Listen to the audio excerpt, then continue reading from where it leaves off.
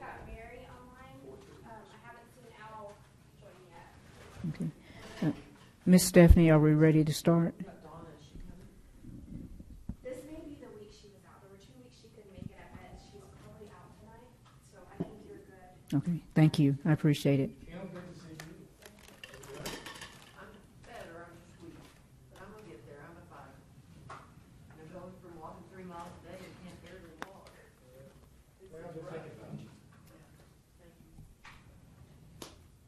All right, good afternoon, everyone.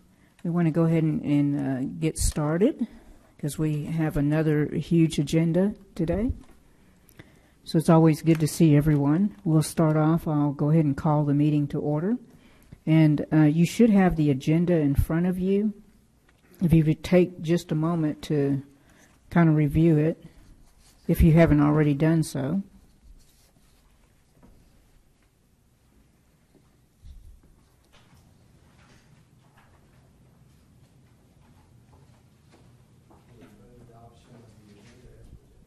Okay, thank you. Do I have a second? Okay, all those in favor? Aye. Opposed? Abstain? Okay, we'll go ahead and move to the next, which is going to be public comment. Ms. Stephanie, do we have anyone signed up for public comment? Mr. Dawson, would you like to give comment? Okay, thank you, Mr. Dawson. Thank you. There's a microphone up there. Oh.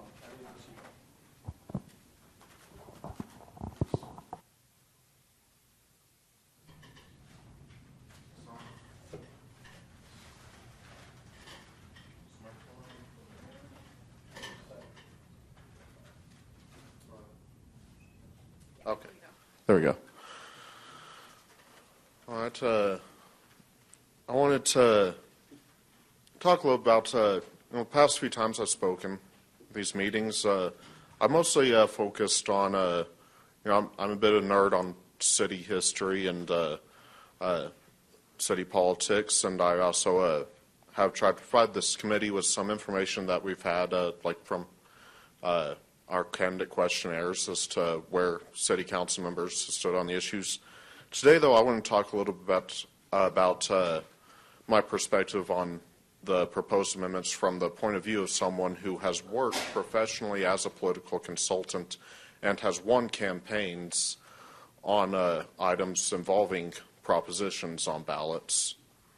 So I want to take a little bit of a look at looking at the draft amendments that were posted online from the point of view of a city voter. And as has been discussed previously in this committee, city voters here, they tend to be pretty skeptical of just about anything the city does.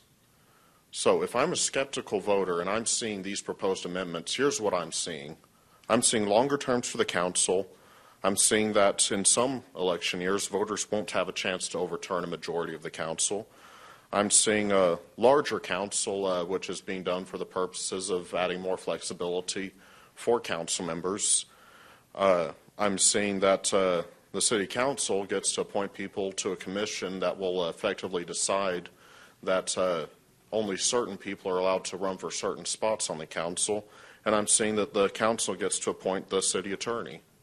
And, that all sounds like a really good deal if you're a member of Amarillo City Council. But if you're a voter, you're going to be thinking, what do I get out of this? And for a lot of voters, I think the conclusion they're going to come to is, I'm not getting much out of this. It doesn't sound like a good deal, especially if recall changes are not on this ballot. You see, if you're going to be trying to ask for something for the council and you're not giving the voters anything in return, I just don't see how voters, as we have established, especially voters who are skeptical about anything the city does, that they're going to be real enthusiastic. And let's also talk about some of the elephants in the room. Number one, this is probably going to be shared on the ballot with the sanctuary city stuff. Now, everyone on the left in the city is going to be coming out to vote against it. And also, a lot of conservatives, probably a majority of conservatives here, are going to be coming out to vote against it. So you have a large block of voters, a lot of whom might not have otherwise been coming out to vote, even though it's a November election. And they're already going to be primed to vote against something that the city has put on the ballot.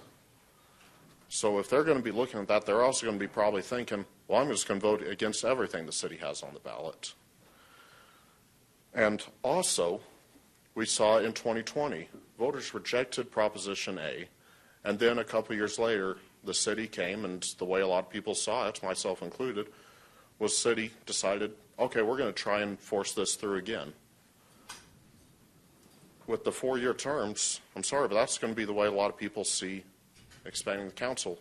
We voted against 4-year terms, staggered terms in 2020. Why should we accept it now? So if you're not going to be giving the voters anything in return, anything that increases their power, if you're not going to be fixing the recall requirements, ask yourselves, why would any voter in their right mind accept any of these?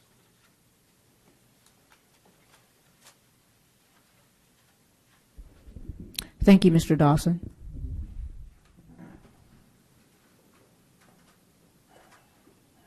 Okay, moving on to, we're up to item number 4 on the agenda, which is discuss and confirm committee consensus decisions. And so I would ask that each each committee member, forgot to roll them in already. Each committee member take a moment to read A through E, and then if anyone has, any concerns, any questions, any thoughts, certainly want to welcome any comment. Madam Chairman, I have one. Yes, ma'am. Go ahead, Sandra. Indicate on E that this was deferred to a later date. This is the later date as far as I'm concerned. That was last week. This is the later date. I want to bring this recall thing back up, please. Okay, thank you.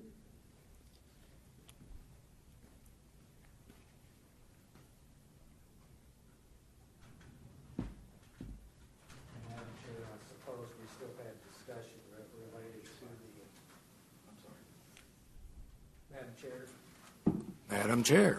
Yes. I assume we still had discussion to undertake in terms of the 2 versus 3 at large. We just kind of have an either or at that point in time. I'm assuming at some point we want to decide which it's going to be. Okay. Thank you. Madam Chair, I wanted to make a comment on that as I read this, and I wasn't at the meeting last time. So I just wanted to, were these the only 2 options that were considered? Was the 2 or 3 at large, or is there a consideration, or was there a discussion about having the at-large mayor, the 4 at-large council, and then adding the 2 as district or territory? It was a discussion of having the mayor, and then of course mayor plus 4 is what we have right now, and then adding 2 additional council members. But everybody would be elected at large, but there would be, maybe 3 council members that would live in a certain geographical area, and there would be a residential requirement. Was there an option? Excuse me, that was loud. Was there an option of only 2 territory or? There was actually 3. Are you talking about? Yeah, I've only seen 2 options here. Okay. Either 3 districts or 4 districts. Is there an option for 2? It was 2 and 3 that I recall. Chair? Go ahead. Dean, I think we discussed it, and based on we asked them to go back and take a look at the population breakdown in order to comply with Voting Rights Act. So what they came back with was 3 and 3. 3 at large and 3 in the different 3 at large and 3 requiring residency in 3 districts as opposed to 4, because it's my understanding that the breakdown of population and deviation of percentages of minorities puts it where we get in trouble, I think, if we tried to do 4, because then you've got an imbalance in population and we might run into a problem with the Voting Rights Act. Okay, that Yes. makes sense. I was thinking about it from as Mr. Dawson kind of pointed out. How if we're interested in going to a 7-person council, how are we going to get that to pass? And there's a lot of opposition to single-member districts. Right. And so if we're adding 2, and those we're just adding 2 districts, but everything else is at large, we might have more or less opposition, I would say, unless there's Voting Rights Act issues. So that's the only reason I was bringing that up, is a discussion of 2 single-member districts versus 3 versus 4. Okay. However and I'm sorry I missed last week if that No, was that's already okay. discussed. But No, thank you. but please feel free to ask all the questions that you need to ask, because we need to make sure that we, get the concerns out there and have the information on the table where all of us can kind of, digest it and think about it. Go ahead, Dennis. Yeah, this is Dennis. I just wanted to clarify, there was extensive discussion at the committee last week about just what you suggested, adding 2 at large. I think the concern of the committee boiled down to whether or not we'd be able to comply with the Voting Rights Act if you had those large districts, and that's where the discussion then focused on 3 or 4 to try and look at what are the demographics of the city and what would make sense in terms of balancing at large and districts. One thing to be clear on those, that we're not talking about single-member districts. The committee's decision previously had been that every seat would be elected on an at-large basis.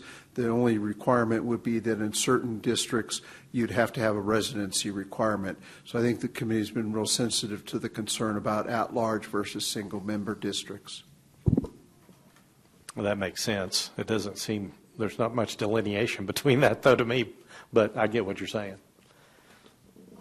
Madam Chair, again, Yes. I think our overarching consideration, Dean, as we've been talking about this, is trying to deal with the, I think, unintentional consequences of our elected officials all residing in the same corner of the city. And access and trust and, even concerns that were expressed from the podium, I think, revolve around some of that. And is there some way that we could craft a solution that honors our at-large history and the concerns that we've historically had and the desires that we've had to maintain that at-large thing, yet still gives access to folks to serve on that dais up there, quite frankly, that don't all live in Southwest Amarillo.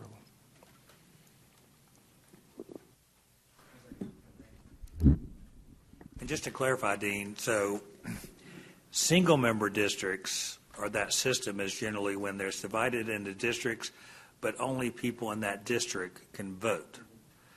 What I think is proposed is that although there's a residency requirement, all candidates still have to face all voters in the entire city, and all voters get to vote for all candidates. So it's not a single. While we're talking about people living somewhere, it's not a single-member district in the sense of only certain voters get to vote. It's still that all voters get to vote for all seats, and all candidates have to answer to all the voters, not just some of the voters in the city. Okay. All right. I'm going to go back to you, Dennis. Okay. Excuse me.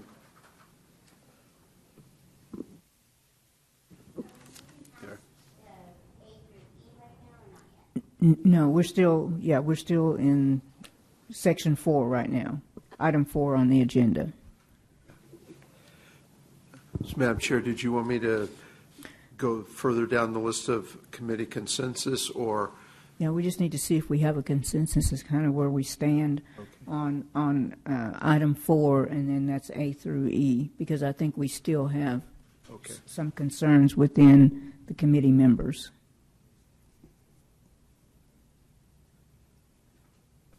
I'm happy to answer any question if anyone has a specific question or concern about A through E. Audrey? I I agree with what Mr. Dawson was saying about the viewpoint of the citizens. And I understand why we're trying to move to a 4-year staggered term in hopes of saving money. But I feel like maybe that's a discussion down the road. I still stand on, I think we should think about from a voter's point of view. I think the 2-year for all these changes might be easier to handle. And then if we see progress and stability, then maybe we might want to change it down the road to 4 years. But I do see what he's saying. I agree. And that was one of my main concerns. So I just really want to reiterate that. Okay. Thank you. Well, the problem, oh, I'm sorry. The people will have with these. I'm not necessarily against any of them, and I don't necessarily believe in all those criticisms. But if you're going to put that on the ballot without giving the voters something that they want, that'll actually empower them. That's kind of what I was meaning by my comments. Not to interject, but. The problem with 2-year terms is we can't stagger them without having an election every year.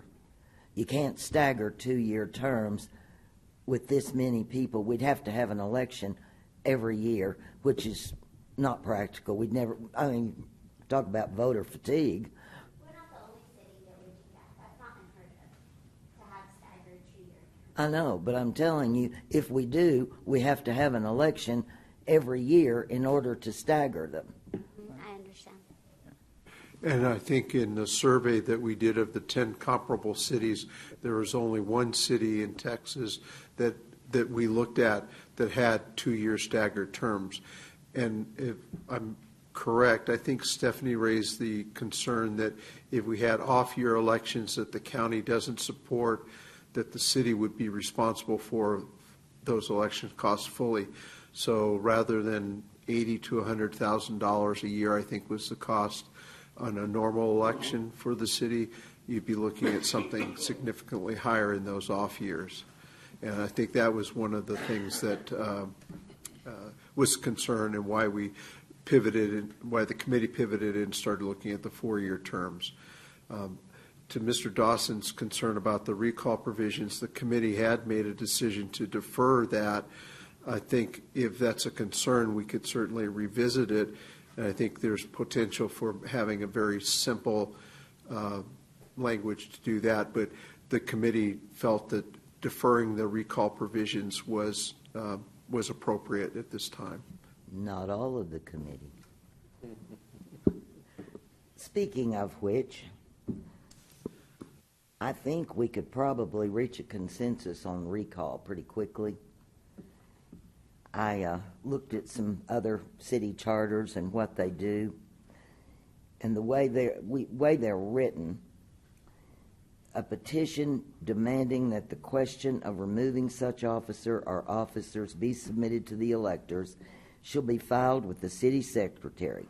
Such petition for recall of any such elective officer or officers shall be signed by at least 30% of voters who voted in the last municipal election in which the officer or officers were elected.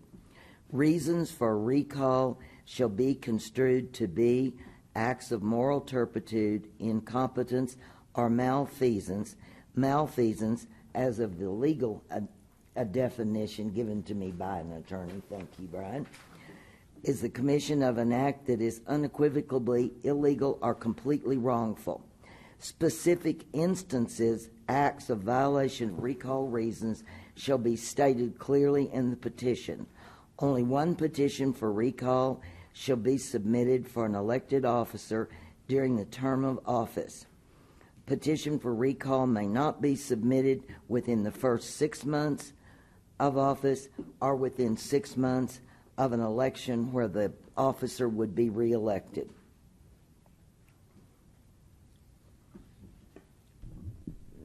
Anybody? Okay. Thoughts, anyone? Sandra, I know last week y'all were talking about, and you kind of was leaning towards, they have 30 days now, and you talked about giving 60 days. Well, I gave up on the 60 since I got so much pushback from everybody. Well, I've had time to Rodney was standing on my foot. Well, I've had time to kind of recoup and get well a little bit. He's across the table tonight, so it'll be a little bit easier for you. But I think Mr. Dawson's right. We've got to give these voters something to trust us with. And if we can do the recall, I think that's a simple thing. Yeah. And so give them the recall. If you just go from 30 to 60, I mean, what's 30 more days? I mean, if they're going to get it, they're going to get it probably in 30 days. But, I mean, I don't think if they're bound and determined to get that person out of that office, they already know what they've got to do that, and they're going to get going, you know. So I after I've thought about it, I think going from 30 to 60, that's not much. I mean, what's 30 more days? I'd be happy to take 60 days instead of 30. I just gave up on that. Well, I wasn't here to help you. No, you weren't here to fight with me. Let's look at it this way. In any business agreement, any contract, if you make a contract with somebody or form partnership, there is always a clause of how that partnership shall be dissolved. You don't go into blanket contracts and blanket partnerships without an exit policy.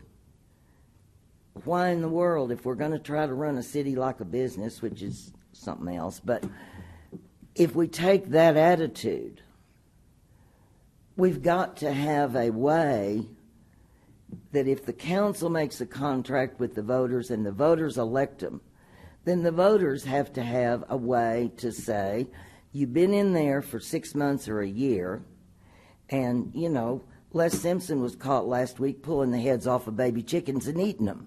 We want that idiot out of there.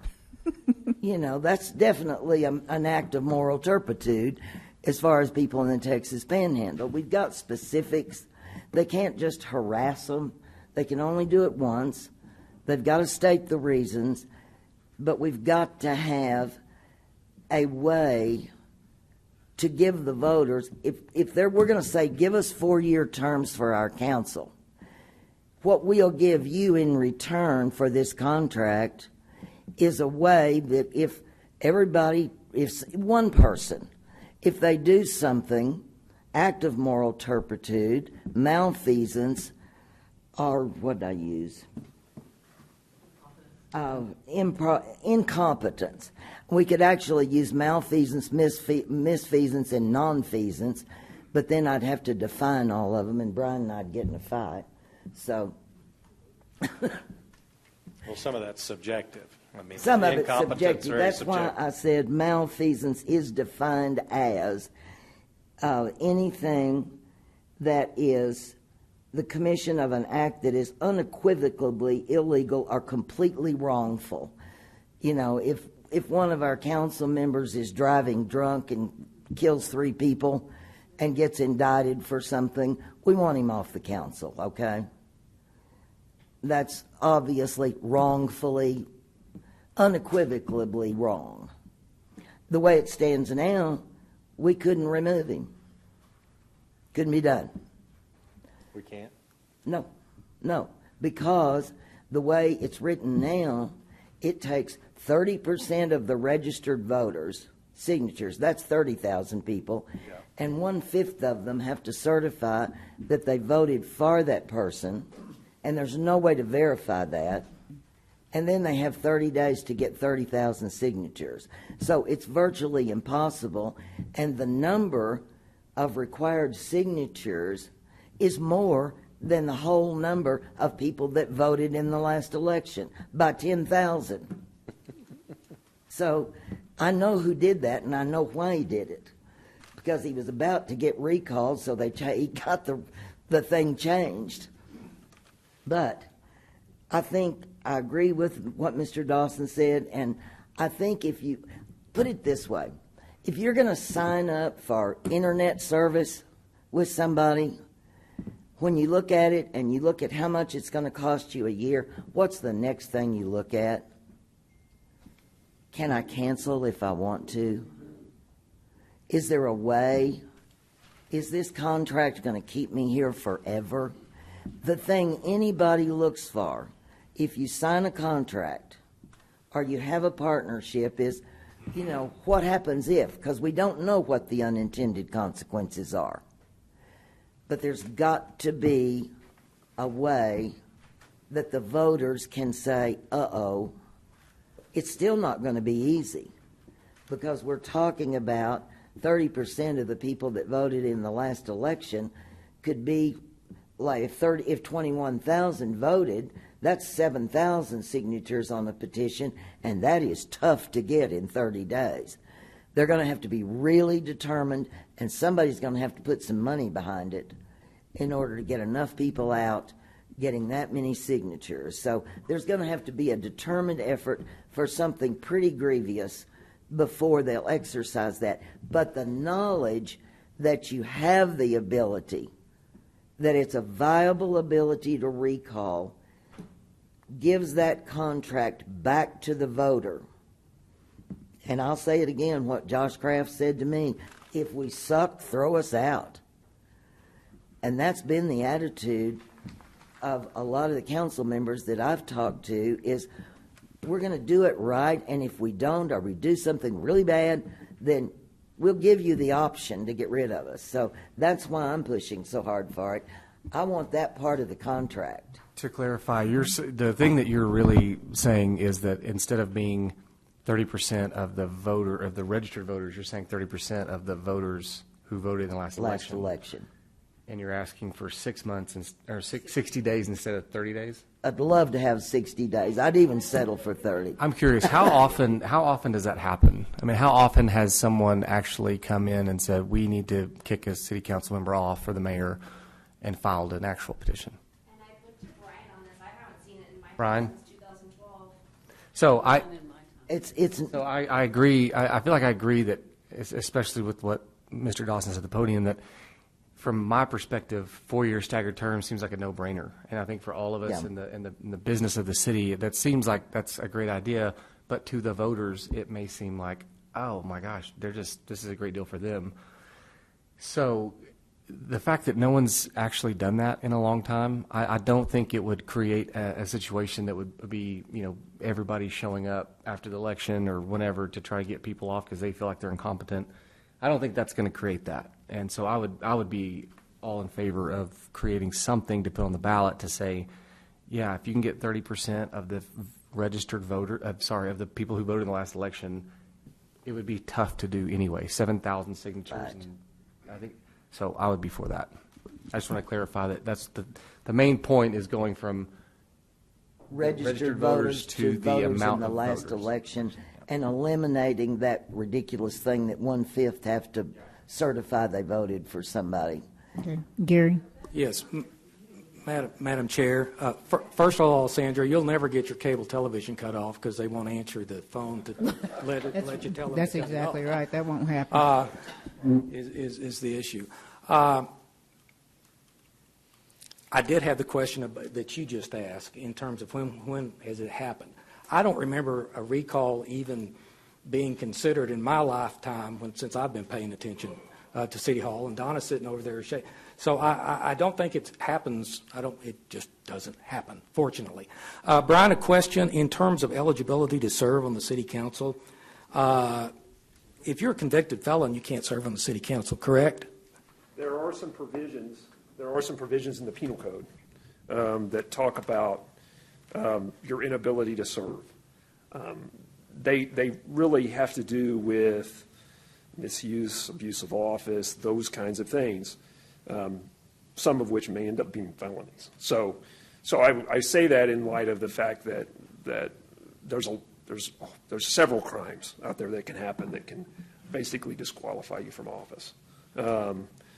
But I don't know exactly. I'd have to go back through all of the different sentencing guidelines, I guess. Would that include the chicken problem that Simpson has? Now that would be interesting. I want to see that one tried and see if if that is a felony. Well, there's a problem with that. Well, we're going to kick you off the Animal Control Board. Well, the way I think I've read the charter is that recall can be instituted basically for any reason or no reason, right? Which is really the door's wide open kind of deal. And my concern there, Sandra, with the listing of reasons Who is going to be the judge and jury? I don't care how specific your language is. Someone's going to have to determine whether or not that situation meets one of those criteria. Who's that going to be?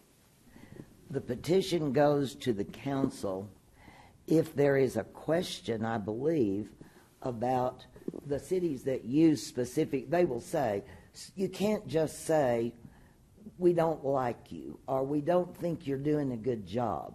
It would have. Well, we could now. Well, we can now, which is ridiculous.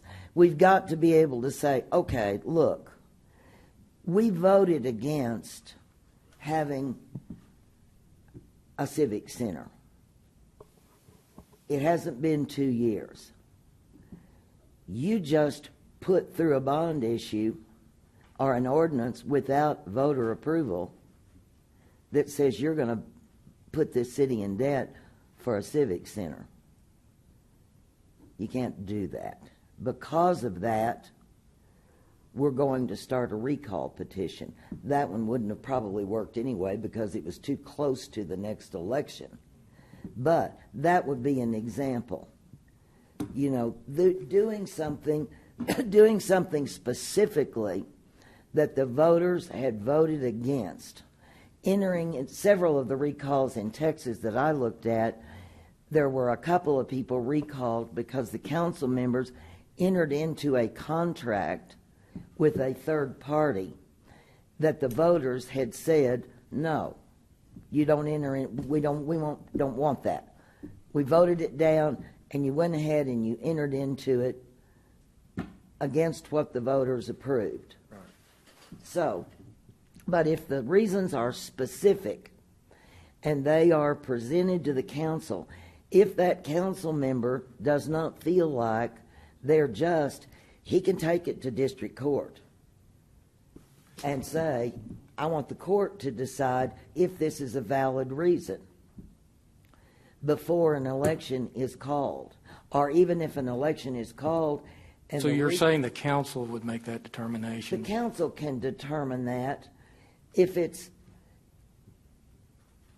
usually that what they do is recalls are so few and far between anyway, that it's pretty blatant when somebody brings something. But if we specifically say, state the reason, and it can't be because somebody makes you mad or you don't like it because they didn't answer your phone call, or you've been trying to see them, have a meeting with them, and they won't talk to you. That's not incompetence. Incompetence has got to be something like you didn't show up for 3 meetings, or you haven't shown up for 5 meetings of the council. You've had an excuse every time, so the council can't remove you. But we're sick of it, so we want to remove you. No more excuses. We're going to recall you and find somebody that'll show up.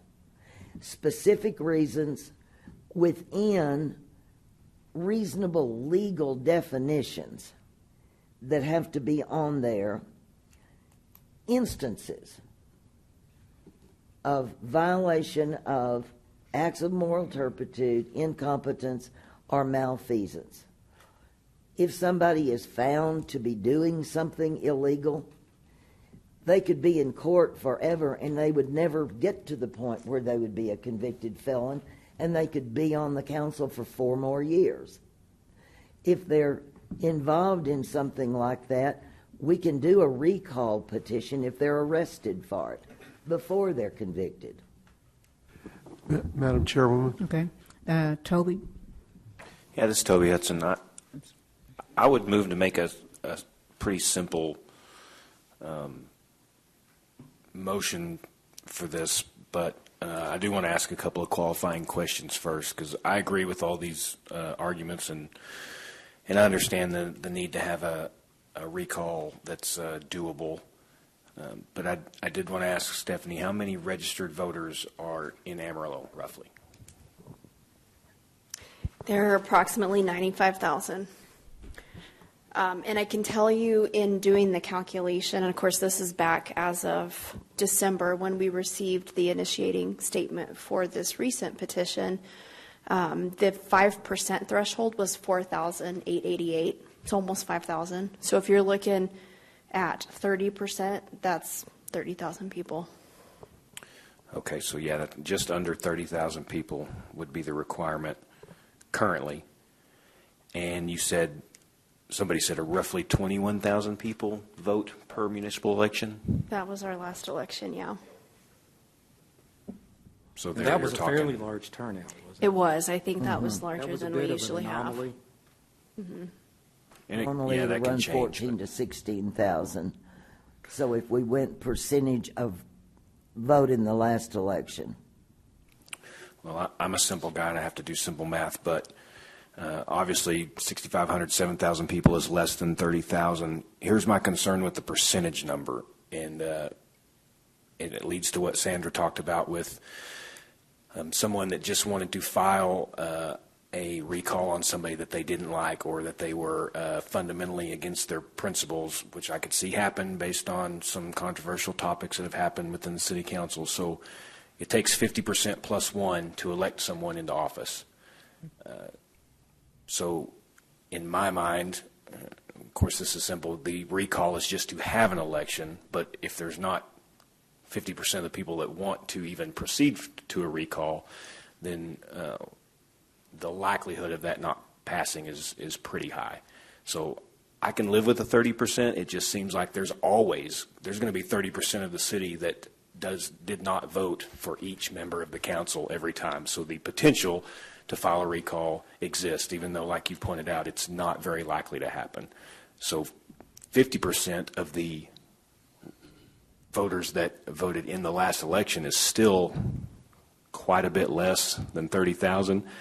I'm just trying to make it a reasonable number where it's possible to do, even with a longer time frame, 60 days, 90 days. I don't care what the time frame is, to be honest with you. I just want to make sure that it's enough of a representation of people that say, yeah, we don't like this job that they're doing, and here's why, if any of that makes sense. keep in mind, though, we're talking about a recall petition.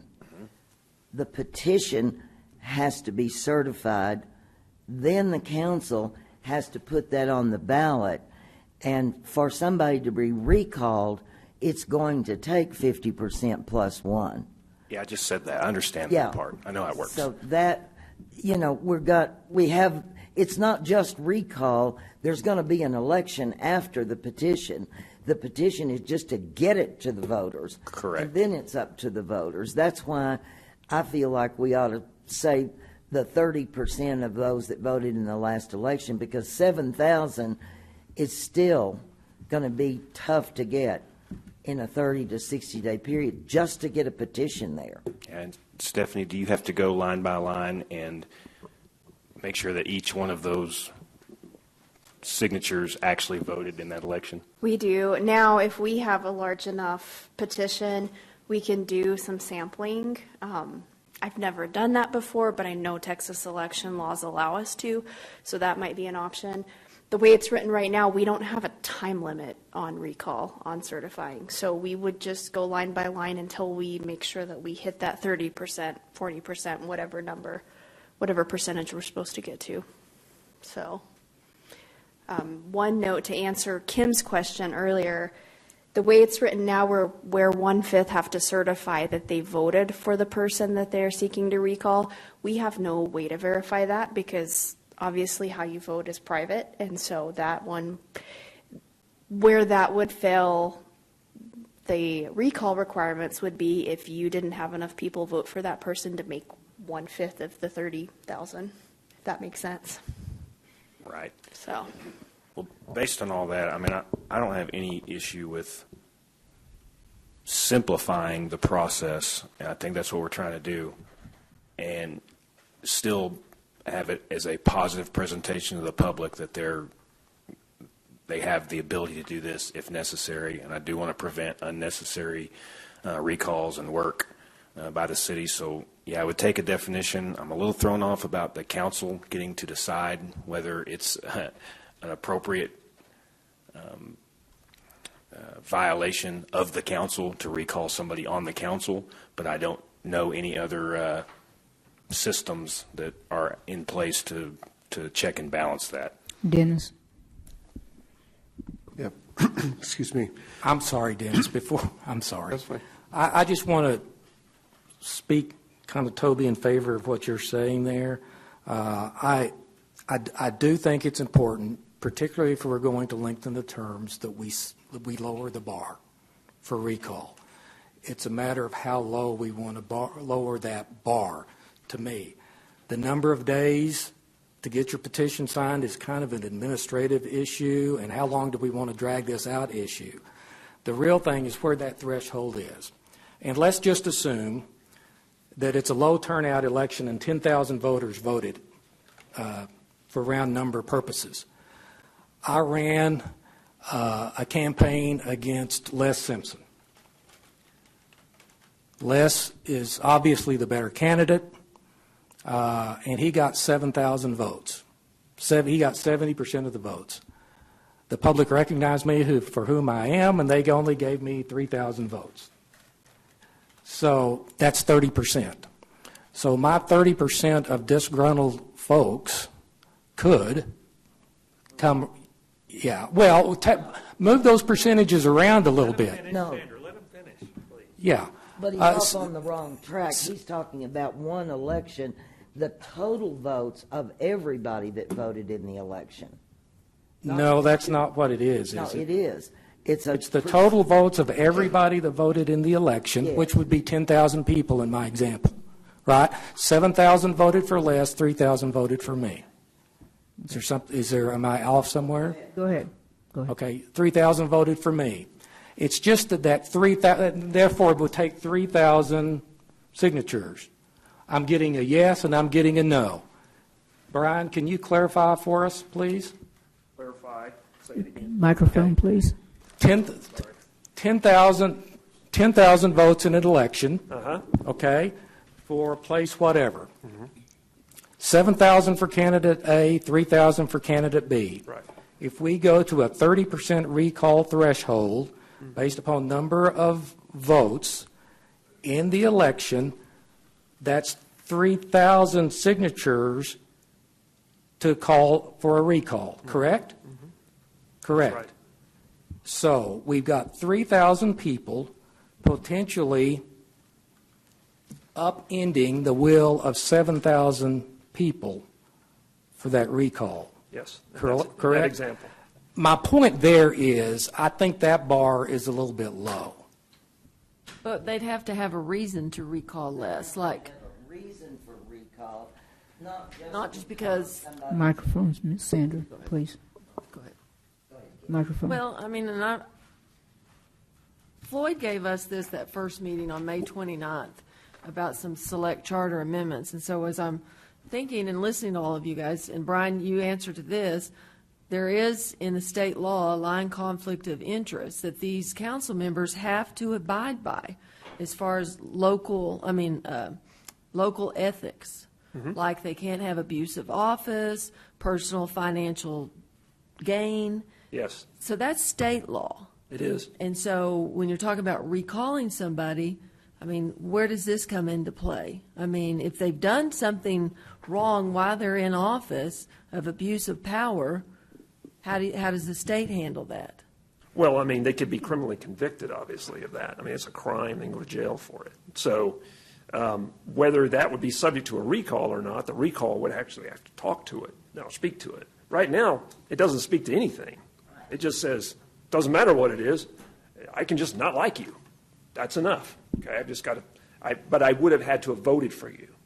I have to certify that I voted for you, and then I put my name on a petition, and that's all I have to do. Then I've just got to get the number. That's the way it is right now.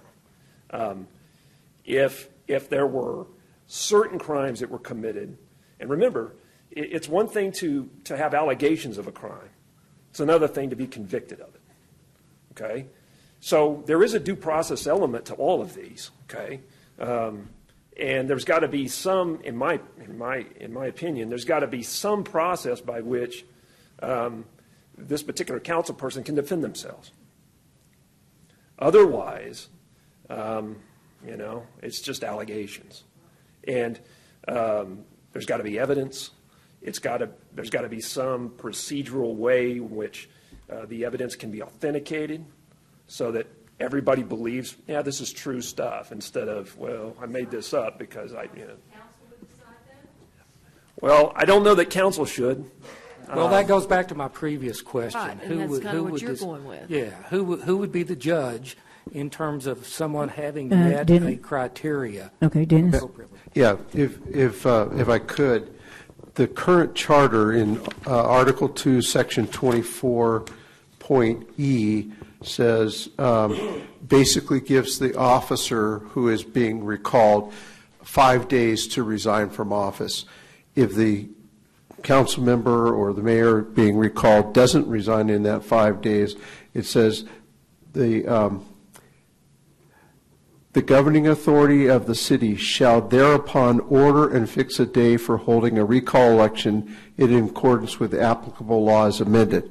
So what this says is it's not for the council to decide yes or no, the charges are valid or not valid. It's the petition qualifies, the office holder is given 5 days to resign. If he doesn't resign, he or she doesn't resign, then the council orders an election. So the council's not adjudicating whether or not the charges are valid or not. They're just saying, you have 5 days. If you don't, then we call the election. Question, though, on that. It's been suggested that there be certain criteria that would be triggering criteria for the eligibility of a recall petition to be filed. My question is, who decides whether or not that threshold has been met in order for the council to call a recall election? I think that can be addressed, and I'll defer to Brian, but my thought is that you would have to put in some language to the effect of conviction of a felony or something along those lines, because, as Brian said, there is a due process question. If Councilmember X killed 3 people, that's a charge. He or she hasn't been found guilty of it. So you'd need to put something in there, ethics violation or conviction of a felony or something like that would be a qualifying matter. Trigger that. To trigger it, right. So I think if you put in specific kinds of trigger mechanisms, that would avoid the problem of, I didn't like the suit he wore last night, so I'm going to start a recall. I think if the pleasure of the committee is to revisit the recall provisions, what I would ask is that we've taken the comments, is give us an opportunity to draft some language to bring back to the committee next week that would reduce the signature threshold, establish some criteria and procedures for the recall. Part of it is very simple language because, for example, in Section 24.B, it talks about at least 30%. You could change the language to be from 30% of the registered voters to 30% of the number of votes cast within the city election at which the officer or officers were elected. So that's a very simple wording change, but there's other language within that article that would need to be revised to capture what the committee is talking about. So that would be my request. If that's the sense of the committee to move in that direction, is give us an opportunity to draft some language like we've done tonight and come back with you next week. Okay. Madam Chair, my point is there's a certain beauty to the way it is now because it's anything or nothing, you know? And if we start putting criteria in there, somebody, somewhere, is going to have to decide whether or not that threshold has been met in order to move it forward. And that's a whole other can of worms, I think.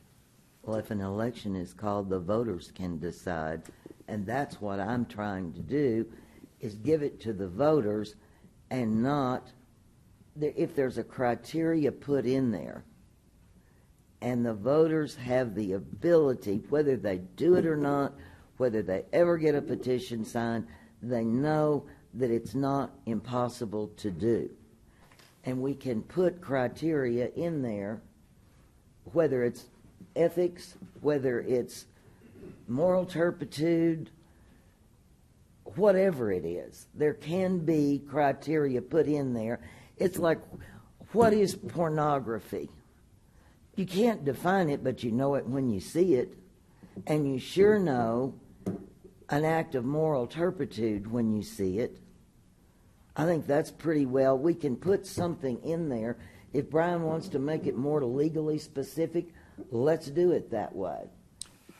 My question is, what is the downside? Okay, if we change the percentages, what's the downside of continuing to say you can recall anybody for anything? Because I think then you're letting the people and the voters, you're letting the voters decide whether there's evidence enough or not, instead of somebody else, a third party, having to do it. And if somebody can get 3,000 signatures on the fact that I lost, I'm sore, well, that's the way our system works. I'm going to beat you next time. Yeah. So, I mean, and again, I think we just, remember putting this on the ballot, keeping it simple. I think at some point, too, as I'm thinking about this, I think for the council, we're going to have to prioritize orders of importance of all these things that we're looking at because, and where, if we're narrowing these down, what are the top ones? But, I think to Gary's point, it's who's going to figure it out? Well, let the 3,000 or 5,000 people, if they can get the signatures for whatever reason it may be, probably would make it easier and simplify things. I would be happy to go along with that. I was trying to make Gary happy when he was trying to protect the vote. So I went and looked at charters. Well, I would certainly like for any petition to come forward with legitimate reasons. I'm not saying that, but I do think there does need to be a nod given to decisions that the public has made previously, and that's why recalls have thresholds, and they're not necessarily always easy. They're not easy to get to for a reason. And I think in my mind, that's the reason. But again, to the task at hand here, if we're going, I see the point in terms of going to longer terms, which I think is good governance, quite frankly. We want our council to make good long-term decisions for our city. Sometimes those good long-term decisions are not popular short-term decisions. That's why one of the reasons the longer terms seem valid for me, so I can have good government in my city and we're not constantly churning. But I can see the 4-year term and the lowering of the threshold. My position is that 30% is too low. Back to Toby's position, 50% plus one would satisfy me personally, but I'm only one person on this body. What if you went to Dean? 7.5%? I'm sorry. No, go ahead. Announced myself. What if you went to 7.5% of the total registered voters for any reason? What's that? Same deal. 7,000 people. What's that number? That's 7,000 people. I mean, You can do it for any reason you want to, just like it states today, but we lower the 30% because it's irrational to have 30,000 people sign that petition when there's only 21,000 people at most that that voted. Sure, I would be supportive of that. What do you think?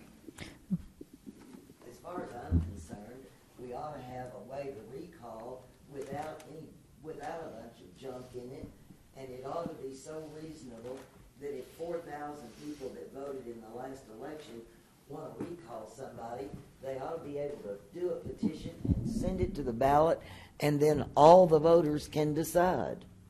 There's that other step of all the voters deciding to recall somebody. It's not just the number of people that want a petition. Okay. Well, I'm in 100% agreement that with the fact that we're trying to put forth or discussing putting forth more council members, longer terms, and geographic residence, and the attorney reporting to the council, all of those things, we have to have a recall. Yes. We have to. We have to. So if we just went something as simple as just the same way it is, we're just going to change the percentage from 30 to whatever, to 5 or 7. No, 30% of those Registered who voted in voters. the last election, as opposed to 30% of registered voters, which is the way it is now. Let's just get it doable. Okay. Does anyone else would like to share their thoughts or concerns? I was just going to say, when the mayor and commission are appointed, they are sworn in. So to me, anything that happens that they do, they've sworn that they would uphold the law and all of those things. So to me, you don't have to put a reason for them to be recalled, because if they've done something, it obviously is against what they swore that they would do and uphold as a council person or mayor. I was trying to make Gary happy. Any other thoughts, Toby? Yeah, this is Toby. I will say that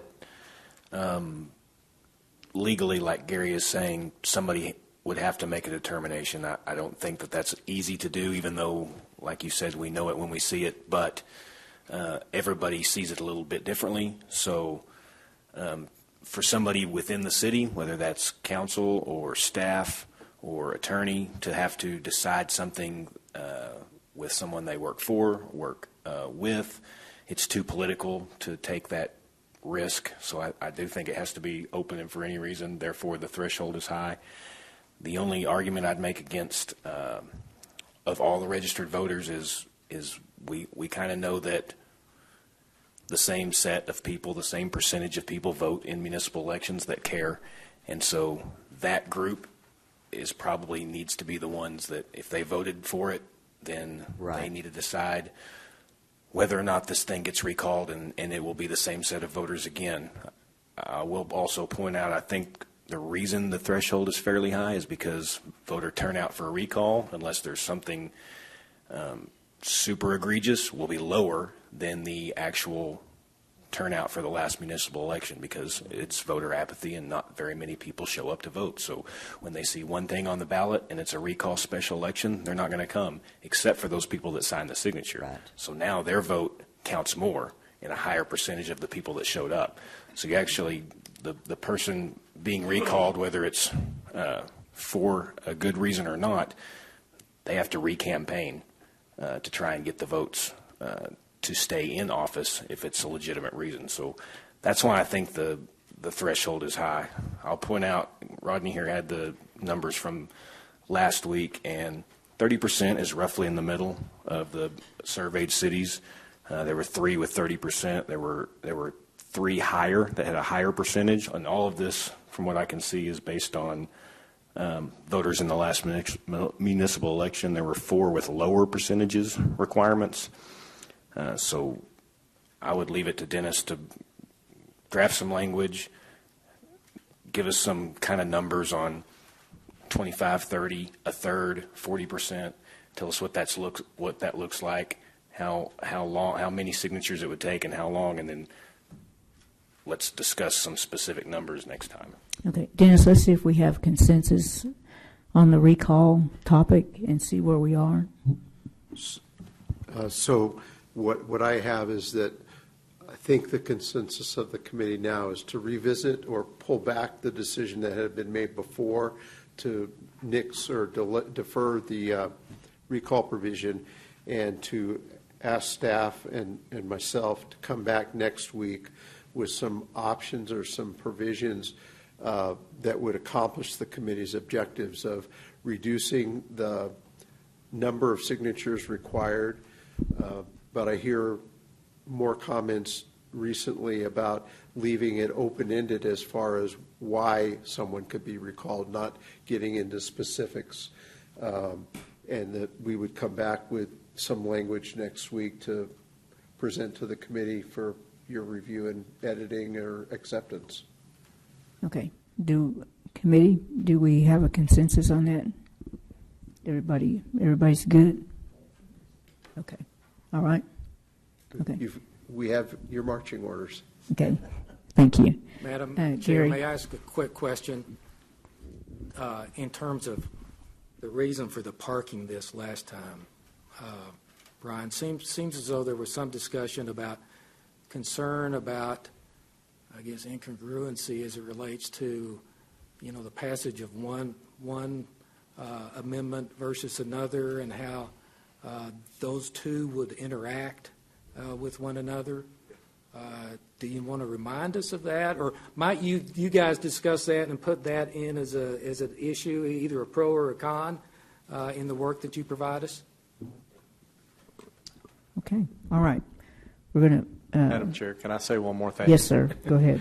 And I know we probably spent way too much time on this topic today. No, this is good. Discussion is always good. But I just want to throw this out for a debate, and I'll probably get some darts thrown at me, but I'm going to say it. We keep talking about the only people that are eligible for a recall are the people that voted in the last election. I'm going to throw it out for a debate. We don't have to debate it now, but just something to think about. I don't believe that our council only represents the people that voted in the last election. I believe that they represent the entire city.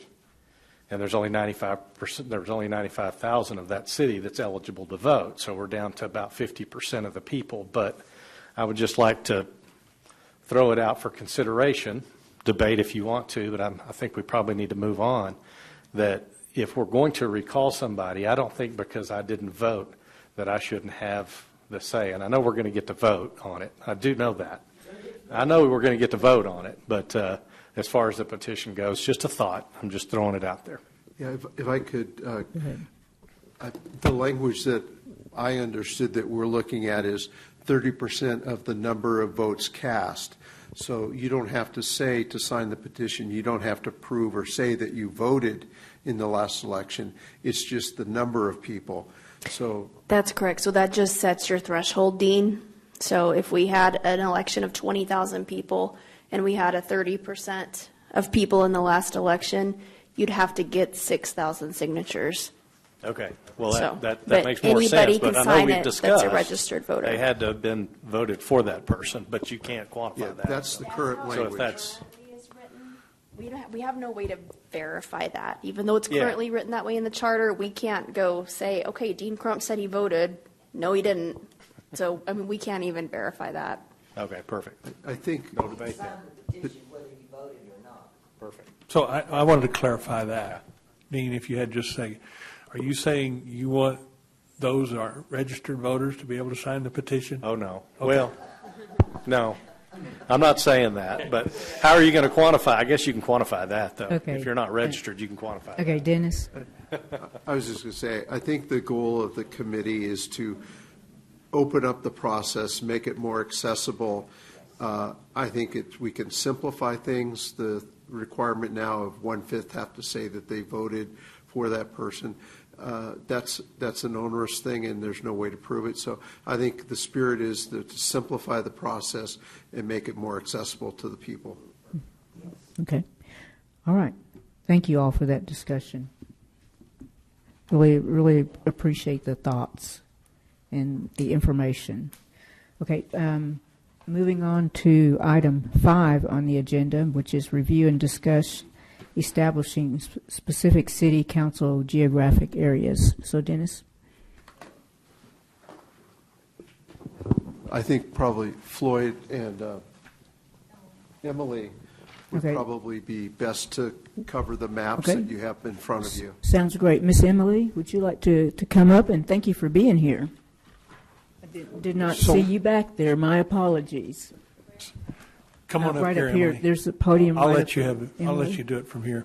Yeah, you So can I do wanted to clarify before I give the seat to Emily. The maps that you saw, there's a disclaimer. These are draft. These are not anything that's official. As we go through this, Emily's going to cover it in detail, and you'll be able to ask her questions. I'll be available to answer questions. But I wanted to make sure first we understand that these are just gives you some idea of how it might look. We will be recommending, if you want to go this route, we will be recommending that we hire a professional counsel attorney that's done this based off all laws related to districting or drawing these up. I would edit already, instead of voting districts on the top, residential districts, I would edit it already after tonight's discussion. So that's about editing. It's about saying, here's how this looks different. But Emily will take it from there. Okay, Floyd, am I clear on this? This is only a draft, right? I'm just kidding. Miss Emily, welcome, and please introduce yourself. Thank you. Good evening. My name is Emily Kohler. I'm the Director of Planning for the City of Amarillo, and my team's been working on this, listening to your conversations, and the two packets, I know the direction last week was to provide a 124 option and a 133 option, and so there actually are two maps for each of those options, and I'll kind of walk you through how we created those. So Mr. Pittner had mentioned city plan. Thank you very much for that plug. I appreciate that. We did a lot of work through the comprehensive plan update on the idea of neighborhood identity, and we ended up drafting a map that actually named all of the city neighborhoods, I think for the first time. And our outreach was very successful, I think, for that reason, because we worked at the neighborhood level. So the maps start from that neighborhood map. So we added that, and then we have our census tracts and the block groups. So the lines that we're drawing are following those established neighborhood identities and then following the census tracts or block groups. So you have, I think, a good starting point that addresses some of the requirements that we're going to be faced with, but also the request to really think about Amarillo in terms of neighborhoods. And then the first page of each packet is kind of what we were thinking about as sort of status quo, or the traditional way that we think about Amarillo. We've used the quadrant system for a long time, north, east, southeast, northwest, southwest. So that's the first map in each scenario. And then the second one is the alternate, and that kind of shifts that idea of a quadrant to a point where we're not necessarily thinking about northeast, southeast. We're sort of thinking about more north, south, east, west, which sounds sort of subtle, but it does make a difference. And I think really just to cut to the point, that the issue is going to be in the western half of the city, obviously, and especially northwest, because we have underserved neighborhoods, North Heights and San Jacinto, that are adjacent to neighborhoods like Tascosa and Westcliff. And so it's going to be difficult to not dilute the minority population in that part of the city. And so the alternate, and again, if it wasn't clear, these are drafts, and they also haven't gone through the legal review, but we're trying to think about like a potential issue. And so we think that that part of the city, as far as the minority population, that's going to be one of our challenges. And so the alternate maps, I think, do a pretty good job of addressing that. So the 1, 2, 4, you kind of end up with like a northern district, eastern, and then south, central, and west, which is different than the way we've thought about the city in the past. And then we provide all the data for you to see the populations and the deviation from that. So the part of the legal process is calculating that deviation. So these proposals would all meet that. And then you can see the racial breakdown. And that's the same with the 133. It's just kind of shifting that. So you end up with sort of a west, a central, and a northwest. But these will be a good starting point. I'd be happy to answer any questions that you have, or any comments. So that's Gary. Microphone, please. Excuse me, Emily, could you walk us really quickly through how close we are to even population distributions on some of these? Yeah. Real close on all of them? I mean, I haven't studied the charts. Yeah, no, we are, and that was, I think, the one thing that we knew we could get to in this preliminary analysis. So, for like the 1, 2, 4, the A proposal, your ideal population in a 4-district scenario is going to be 50,098. And so we're looking at Northwest 51,111, Northeast 47,601, Southwest 51,154, and Southeast 50,625. So your total, this one might be the most, your total deviation there, you add the one that's lowest and highest, and so that's going to be about a little over 7%. And the guidance is that it needs to be about 10% deviation. So that's the kind of status quo one. And then the alternate, same thing, 50,098, and you're looking at West 51,233, North 49,634, South 47,947, and East 51,677. And that deviation is going to be about 5.5%. So we think we've at least got you in the ballpark as far as thinking about population and deviation. Yeah. I think you got the picture of what we're trying to do. I think the proposal D looks to me like what we're trying to achieve without packing a district. Mm-hmm. I have that in my notes, that D might be the most what you're looking for.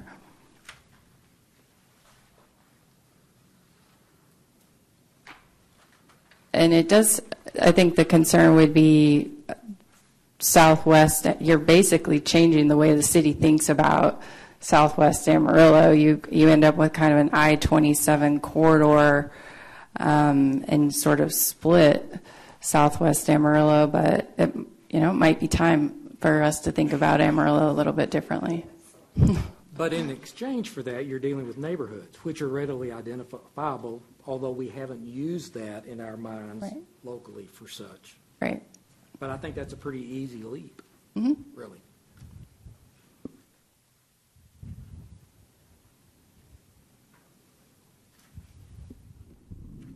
This is Toby. Were those deviation populations, that was for proposal A and B, is that right?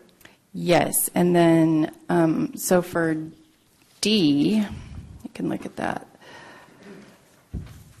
So if it's the 3-district, we're looking at an ideal population of 66,798, and so for the proposal D, the alternate West is 66,039, Southeast is 65,794, and then Northeast is 68,658.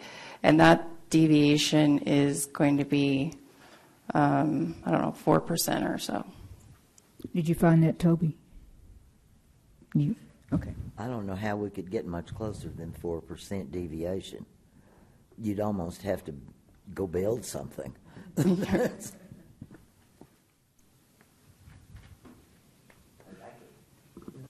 Looking at C, what's the deviation on that, just to round them all out? C would be, that one's very close. So that one's probably 3%.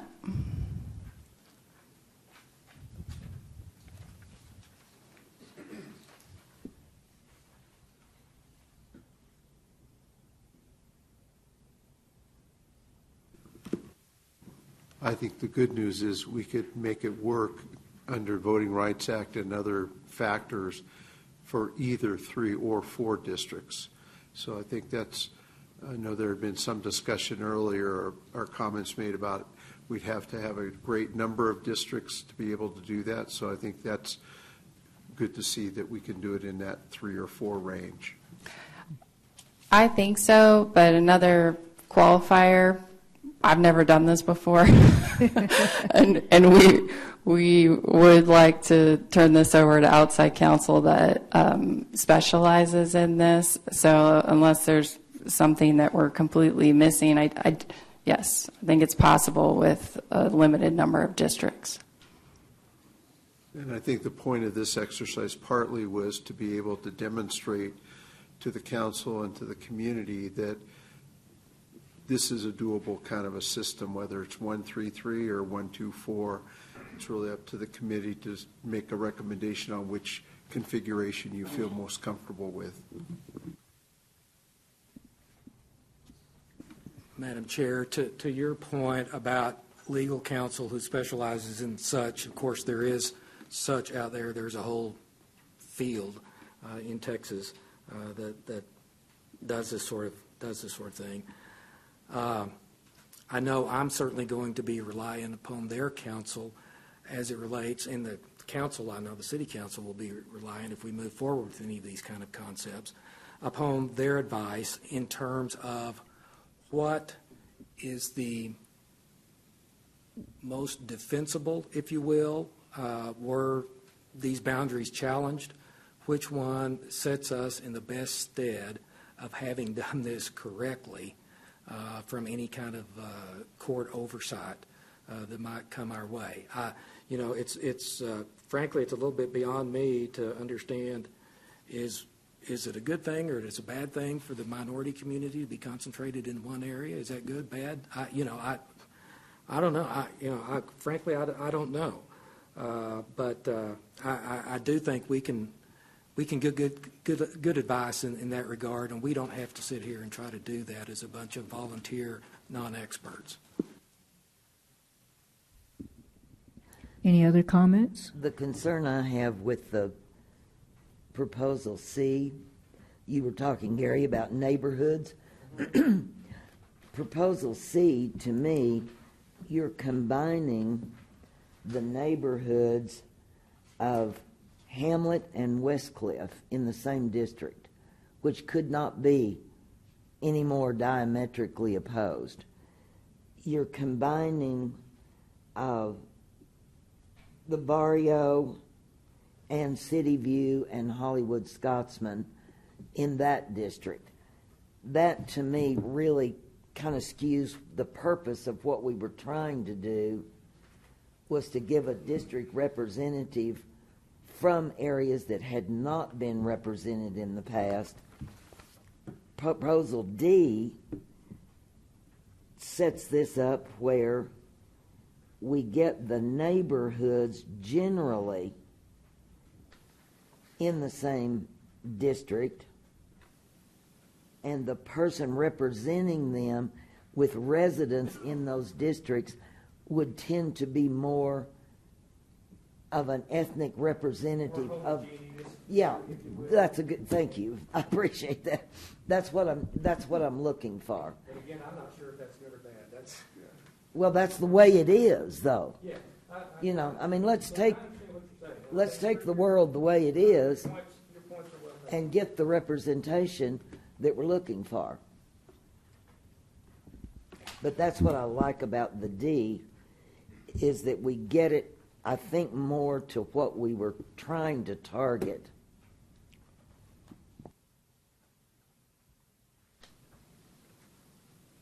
No, I think D is about as close as we're going to get to the goal that we're trying to achieve here. The deviation of 4% is Yes. minuscule. Mm-hmm. I like the proposal B with 4 districts. I feel like that also does the same thing as well. Proposal B. Mm-hmm.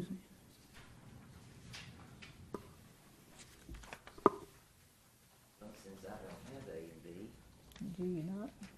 You should have. I've got C and D. You should have. They're 2 separate pages. There it is. I did too. I lied. Emily, I like your creativity on the D.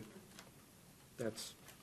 I was hoping there would be options out there that would be a little bit, at least for us to consider, counter to the traditional interchange being the center of town and everything circling around the interchange.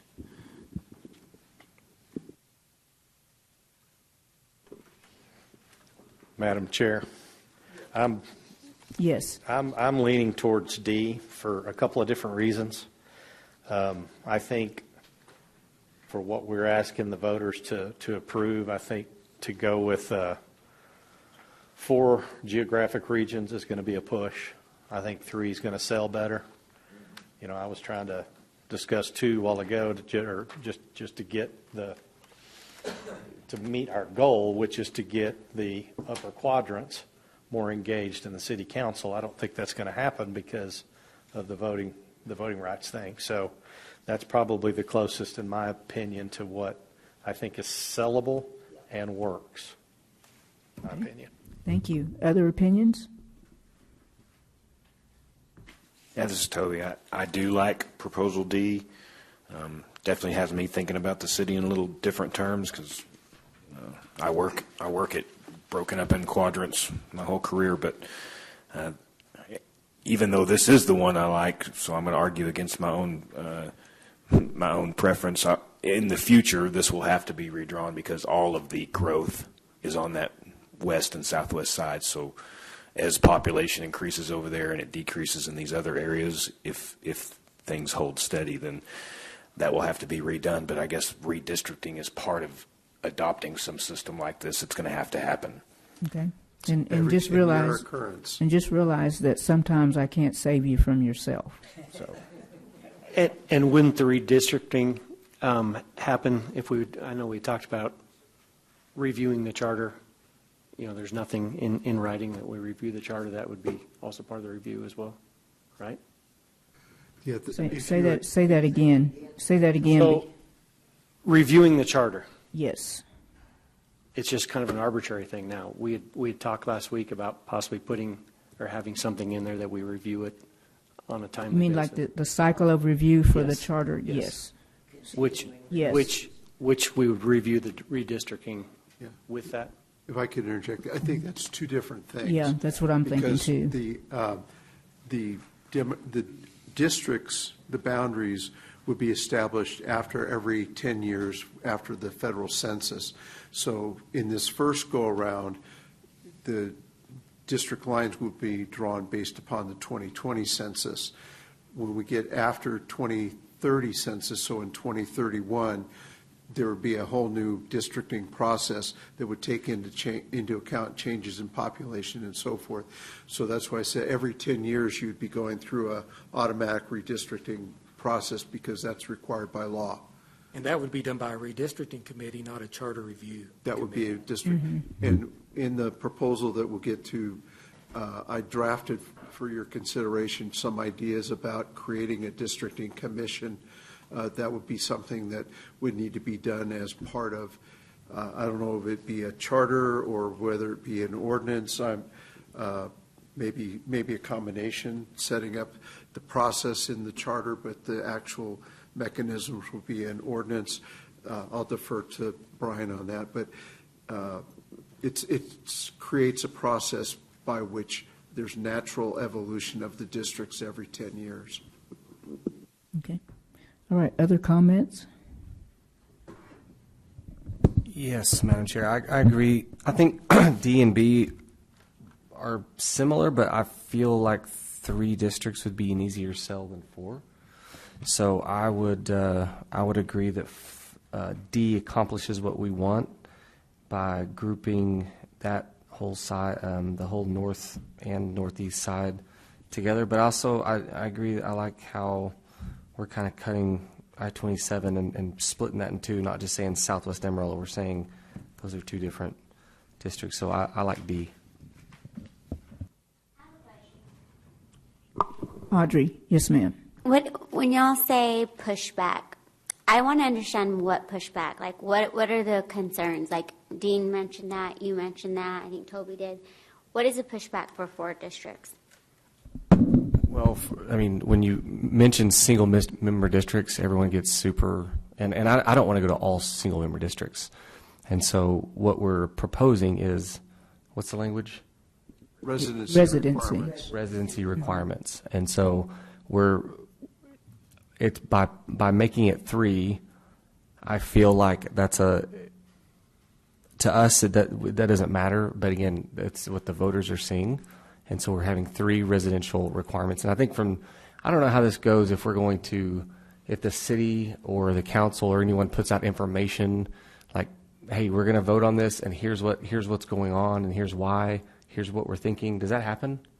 I mean, is there like a marketing campaign that the city puts out that says, hey, we're going to go from 4 members, or we want to go from Stephanie, no, 5 the to city 7? does not do any marketing campaigns. So the city would not do that, but you may have individuals, you yourself, or if there's like a I know PAC the or city something. wouldn't do that, but I guess I'm saying like from the council standpoint, if they wanted people to vote for it, or if there's political committees that. I don't think the council can do it. Yeah. Well, the council can't as a body. They could individually, correct, Brian? Yeah. Yeah, I mean, just kind of to help educate, because Use city resources or as a body. Correct. campaign right. For a matter like that. So when you're thinking about coming to a ballot and you see that sounds better to me than 4. And it may not seem like a whole lot, but to me that sounds a lot better. This is my point of view. Like we talked about like this map. You had the map. Did you ever see the map? The one where all the people currently in the past are? Yes. Okay. So like we kind of talked about that map and like how there wasn't much on the north and also on the east side. And I feel like this, as me, if I were in that area, if I lived in that area and I felt that way, and I'm like, they're not only giving us 1 spot, but 2 spots. It's like it's an opportunity for growth for the seats to be taken in that direction more than the 3 separate districts. So I'm like, where's the pushback? I don't think I wouldn't think about just that group or that area. I was thinking about just the 21,000 total people that would be voting, or however many are voting. And looking at that map, the 3 does kind of take care of what we talked about last week. It takes care of actually 2 of them, because the green and the orange, those were the 2 areas. If you're looking at the 133 on Proposal D, the green and the orange are the 2 areas that have not had any. I mean, looking at last week's this map here is only 1 in this last week's deal of who ran. That would accomplish that on the green and the orange. Because that's like kind of with the Woodland area, and that's where you're seeing a lot of the spots on that green area with the Woodland area. I'm looking at this. This is last week's. I'm looking at last. This is the last election of the people that ran. Nobody ran in the green section, if you will. I take that back. 1 person did. It looks like that one did too, right there. These 2. And so, I think that accomplishes it. But I just feel like there's more of a voice with B, where you're giving them 2, not just 1 spot. Because I mean, think about like the east side running up against someone in Wolfland, in my opinion. But that's why I like B more. I want my map back. Sorry. I want my map back. I think, Audrey, another part of the consideration is if you have 6 council members and you have 3 that have residency requirements and 3 that can live any place, and you have residency for 3, there's a psychological thing with people that, okay, the mayor's 1, 3 and 3, that's fair. Don't have a problem with that. When you start doing 4 and 3, I don't know why people do that, but psychologically, well, there's more of them than there are of us, is the way it somehow gets translated, no matter what map you put in front of them. But a 3 and 3, okay, we can do that. We can live with that. I think it's a psychological thing that happens. Madam Chair, Gary Pittner. Audrey, you're exactly right. I mean, 4 would move us further in that direction to assure that we do more towards solving that situation. But the point that's being suggested here is, do we let perfection stand in the way of the practical reality of getting something done and moving in that direction. I agree, rightly or wrongly. 3 would be easier for the public, I think, to stomach and say yes to. And 4 might cause us not to make any progress at all. So personally, if it were up to me, I like the 4. But practically, in terms of moving the ball downfield in a positive way, I think we have a better chance of doing that with the 3. And I was when I say 4, I'm thinking 4, single member, and then 2 at large, and then the mayor would be at large. And I hear what you're saying, and I feel like most people have like good intentions and want to be good. And so when you advertise and promote it like, hey, we changed this up because we do want to give these areas that haven't had a voice more of a voice, whether you live north, east, south, whatever, they're going to be like, that's a positive change. That's not a bad change. And not only that, but like everyone can vote for those areas the way we're moving towards. So I don't see how, like, as a citizen, I would look at that and be, that's negative, because it's really not a negative thing. It's like you're giving more of a voice to people that haven't had it. Okay, Madam Chair, I'm sorry, Audrey, but I am for the 3, because I think, we can't make everybody happy. But I just think that with 3, it's a simple change, it's balanced, and I think we need to get away from the single-member district. Because if we go out there as a committee and say we're doing this as a single-member district, this isn't going to pass. It's not going to pass. And so it's going to be up to us to educate the public. However, hopefully before we leave, we're going to have a game plan of how we're going to do that. Because this is confusing. It's confusing to me. But we walk through it, we talk through it, and we get to a common ground. The citizens need that same education of how we came to this choice. And I think, we talked about the forms or whatever, but I don't know how we're going to do it. But, for citizens to get behind anything, they have to know what they're voting for. And so I think the discussion like what we're having here is a good discussion, and that just needs to be communicated to the citizens. I know Noah's going to probably do a good job in the Emerald Pioneer to do that for us, but not everybody reads that. So social media, whatever. But I think the single-member districts needs to come out of our vocabulary. Dean? The other thing is 98 or 99% of the people that vote are going to walk up. They didn't even know that this was a committee. They've never heard of it. They're going to walk up and they're going to vote for the council, and they're going to see these petitions, these amendments, and they're going to make a decision in 3 seconds on yes or no. And we really have to keep that in consideration, which I really didn't until Noah, he mentioned that earlier. Like, that's a big deal. We got to really think how that is, because people are going to be making 3-second judgments. They didn't even know that we were talking about this. So how it comes across, because I would agree with you. I think 4 would probably be better, but I think it really, like to what Gary said, to get the ball forward, 3 might be an easier sell. So I agree with you, but okay. These kind of issues, charter amendments are not on the top of the list for the public to be concerned about, know about, or understand about, or have an inclination to even know about. It's kind of like voting on state constitutional amendments when we've got 32 propositions to vote. People don't know what they're voting on, and that's unfortunate, but that's kind of the reality.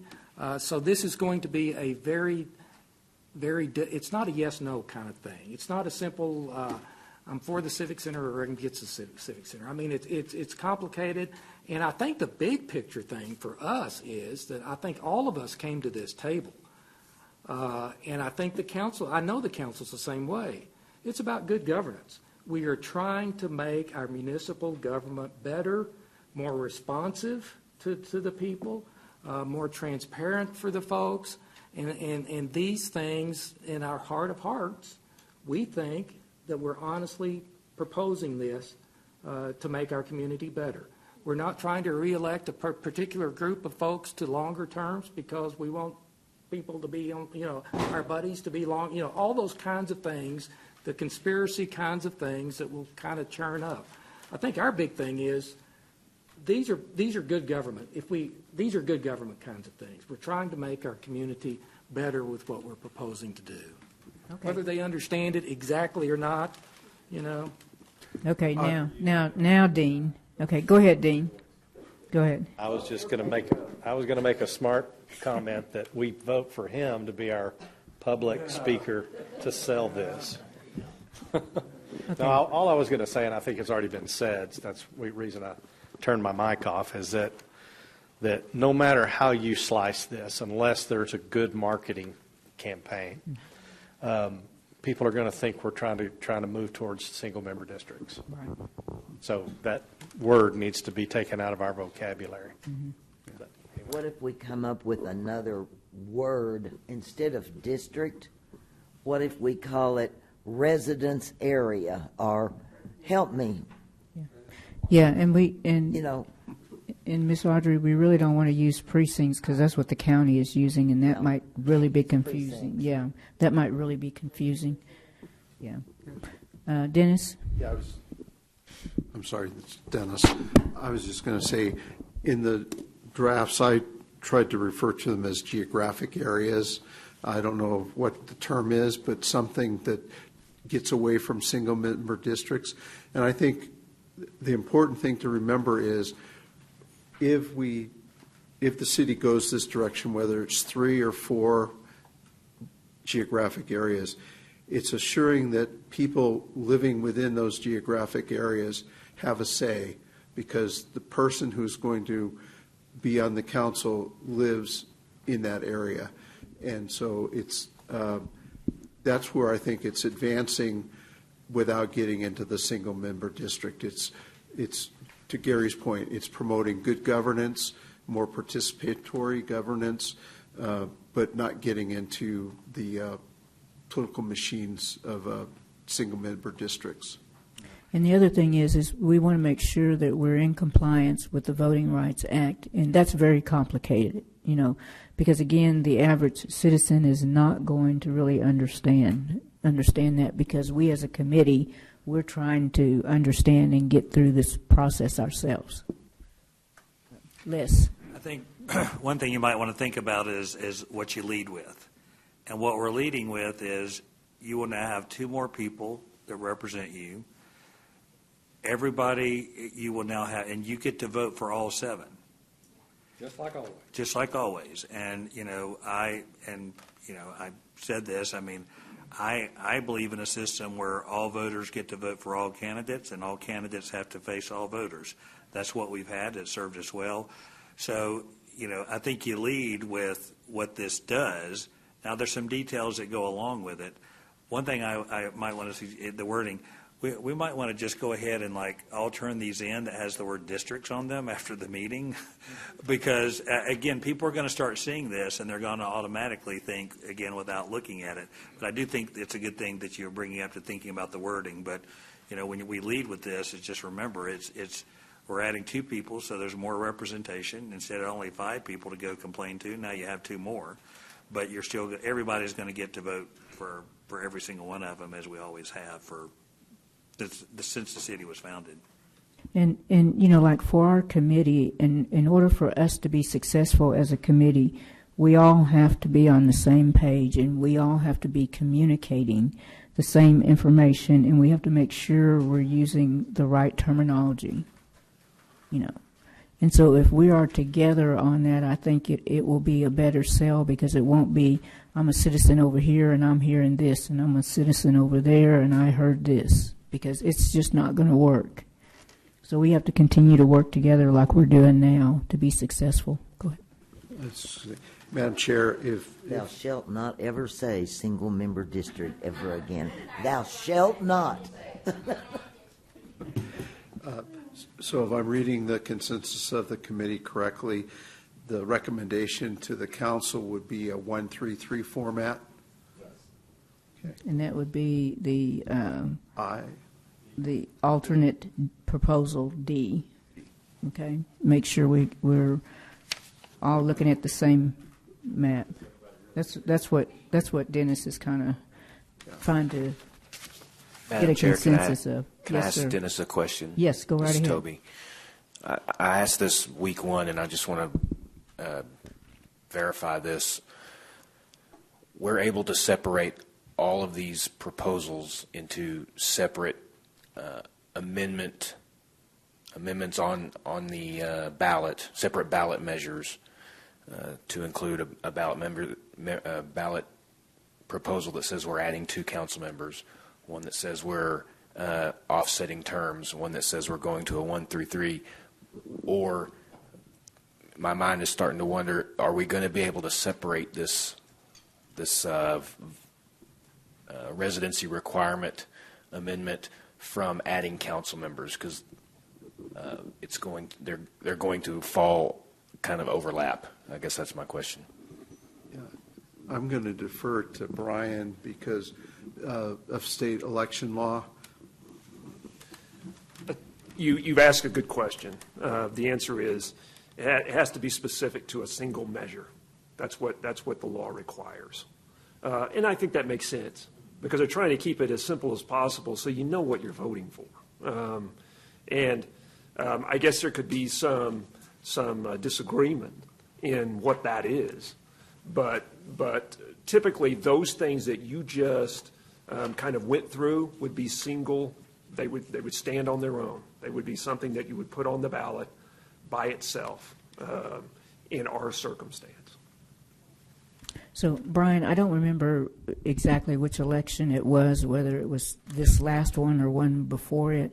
But, there was one proposition that was on the ballot, and in my mind, it seems like it had 7 pieces. And, the voter had to read that and try to decide, do I want to vote yes or no? And that may be kind of where you're coming from, is like you have a heading for that proposition, then up under that proposition, it seems like it was 5 other things that was associated with it. I'm wondering if the language could be as simple as adding 2 council members to the city council, yes or no.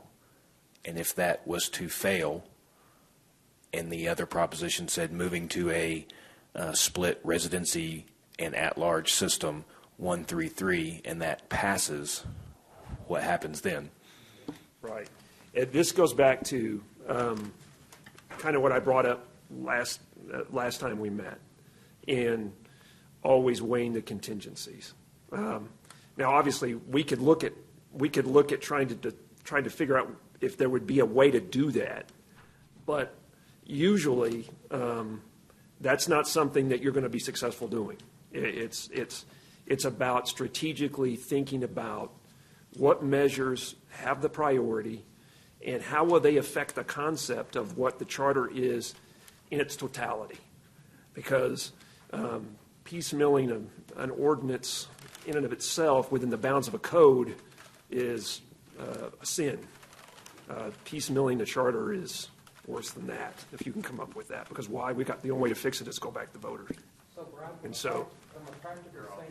From a practical standpoint, if Measure 1, which would be going to 7, fails, and Measure 2 is a 1-3-3 thing, doesn't the 1-3-3 thing actually become inoperable at that point in time? It could, yes. And therefore it's just like it doesn't matter what people voted on? And that's what we would look at. We would look to see if the impact is such that you can't have one without the other. If that's possible and it doesn't offend the election law, then that's what we would do, obviously. Because we're trying to tie the concepts as much as we can together.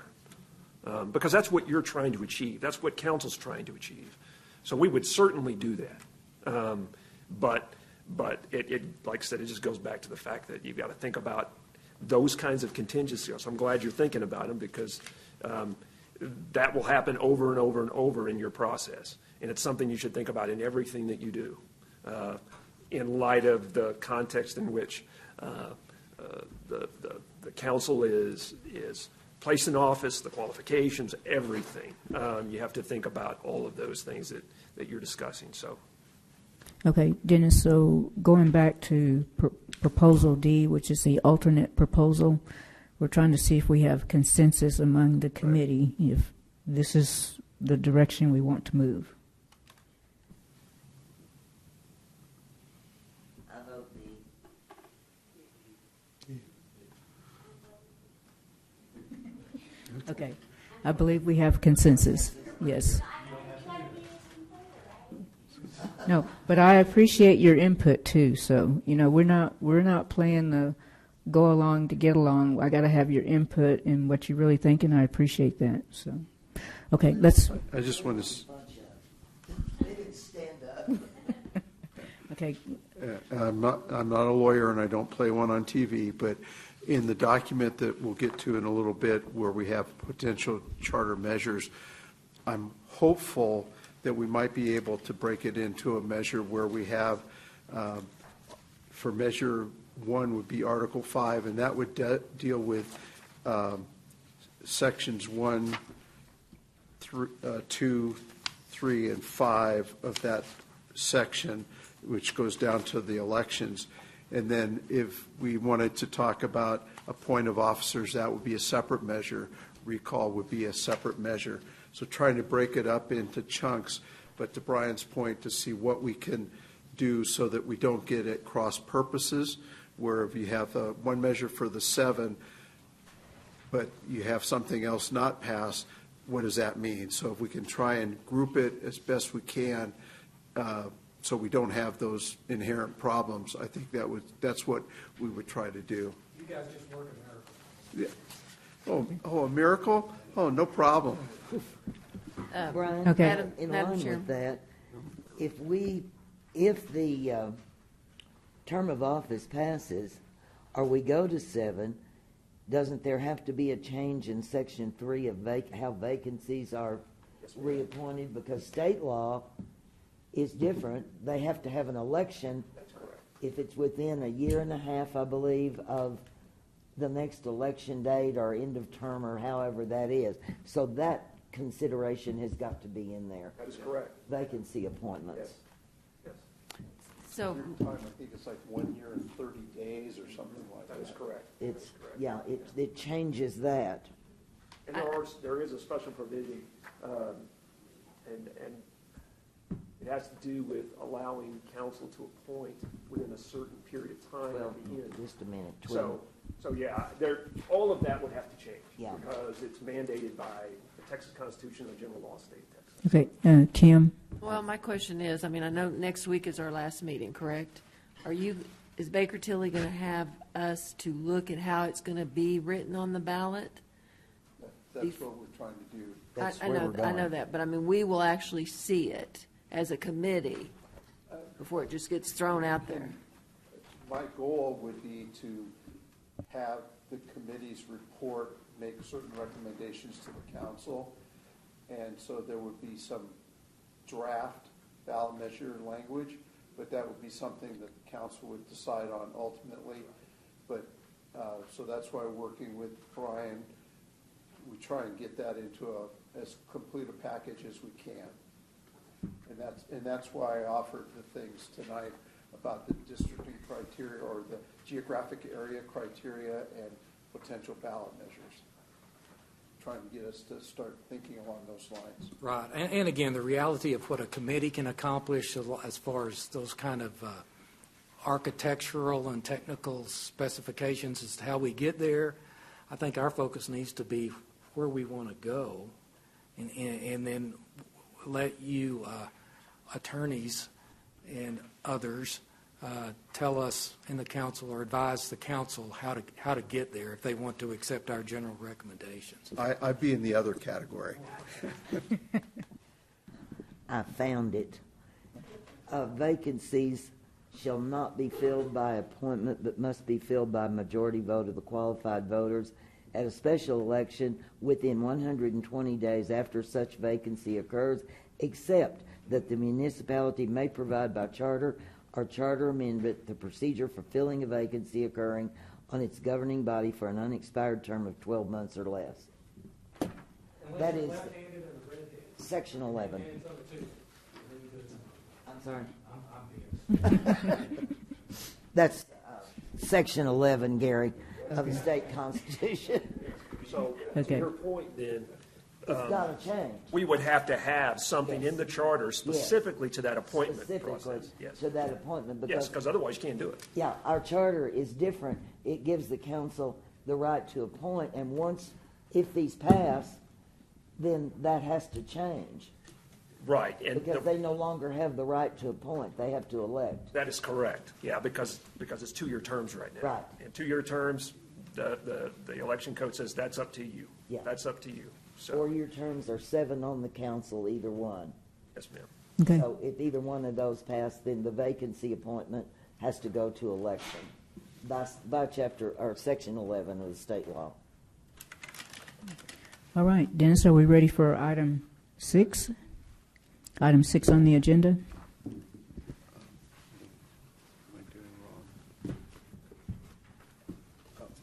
Okay, so our next topic is the question that was asked by the council is to consider a charter change to allow the city council to appoint the city attorney. Currently, as you know, the council has appointing authority for the city manager only. And the judge. That's right, and the judge. And so I'm just focusing on the city attorney because that was the direction from the council.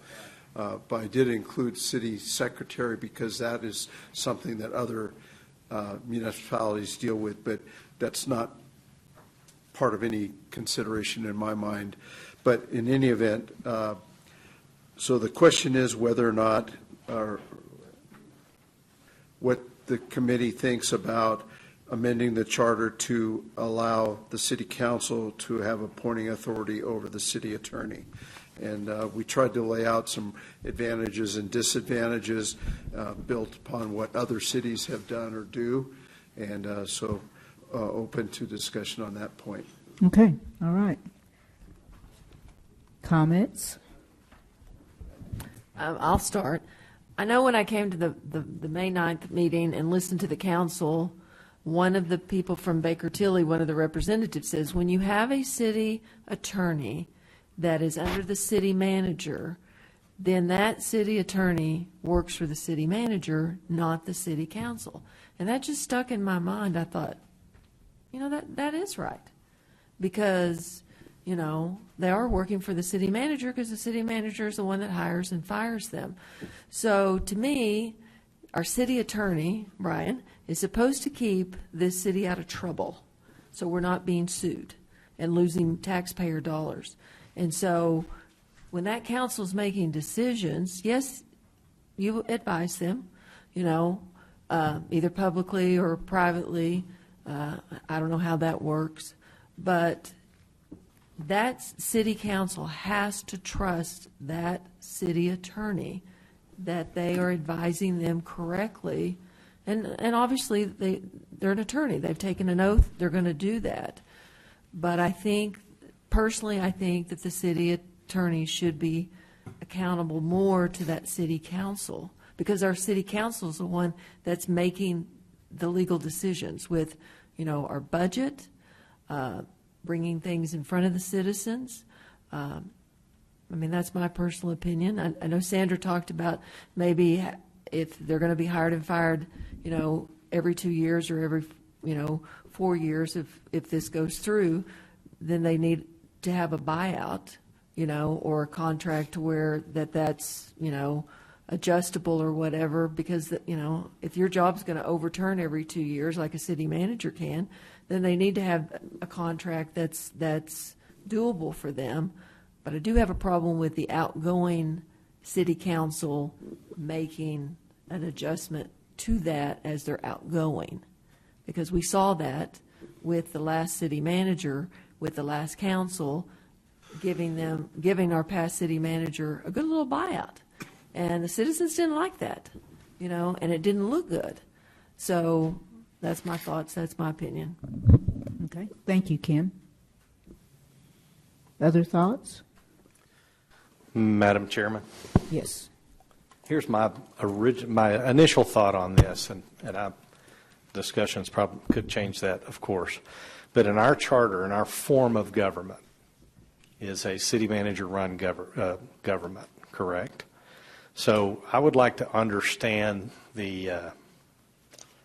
have some discussion about these disadvantages and advantages to this, because, and I don't really understand where the impetus of this is coming from either. So I'd like to understand that as well. But am I wrong in saying that the city attorney actually does advise anything related to the city, including the council? Is that wrong?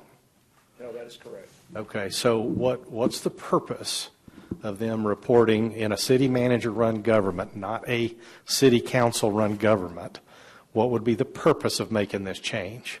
Unless it's, I'm going to pick on Brian for a minute, unless they've got it out for Brian right now. Is that the impetus of this, or is there a real advantage to doing something like this? I don't see it personally. Okay. Other comments?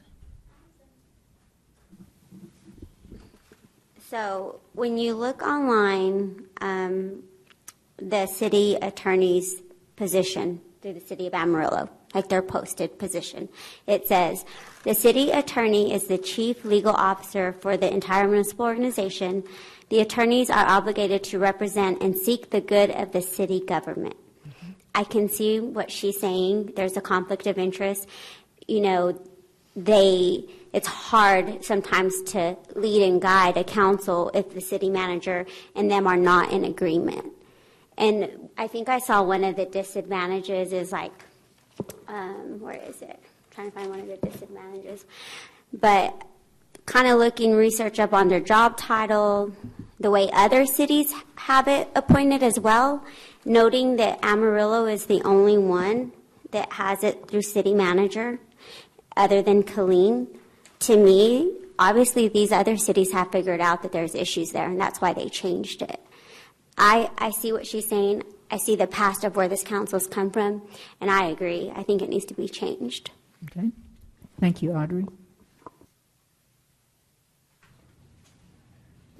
Madam Chair? Yes. I'd like to open with a question. The city attorney, it's my understanding, and Brian, you're kind of in an awkward position here tonight in terms of talking about this. So that's my bread and butter. I apologize for the awkwardness of this to you. And maybe I'm asking this question of you. I think there may be a bit of an oversimplification of the role and duties and task of the city attorney.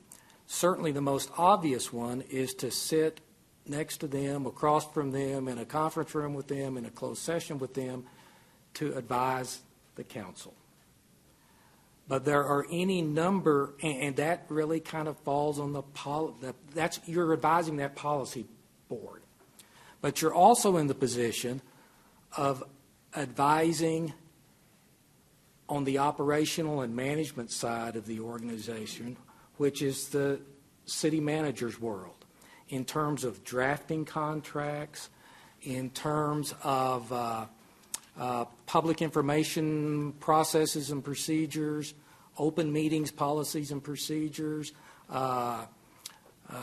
squabbles with contractors. I mean, there's a whole range of issues the city attorney is responsible for. Some of them are responding to the policy issues of the council and advising them. How much of your job is really on the management and execution side of the ledger? Does that question make any sense? It does. Typically, the city attorney, the primary position of the city attorney is occupied mostly by council matters in a city of our size. It's because, you're having meetings, you're trying to get things ready to go. That means ordinances, resolutions, those kinds of things. So that primarily occupies the city attorney's time, and I would say that my colleagues around the state would agree with that. However, in Amarillo, we do it all here.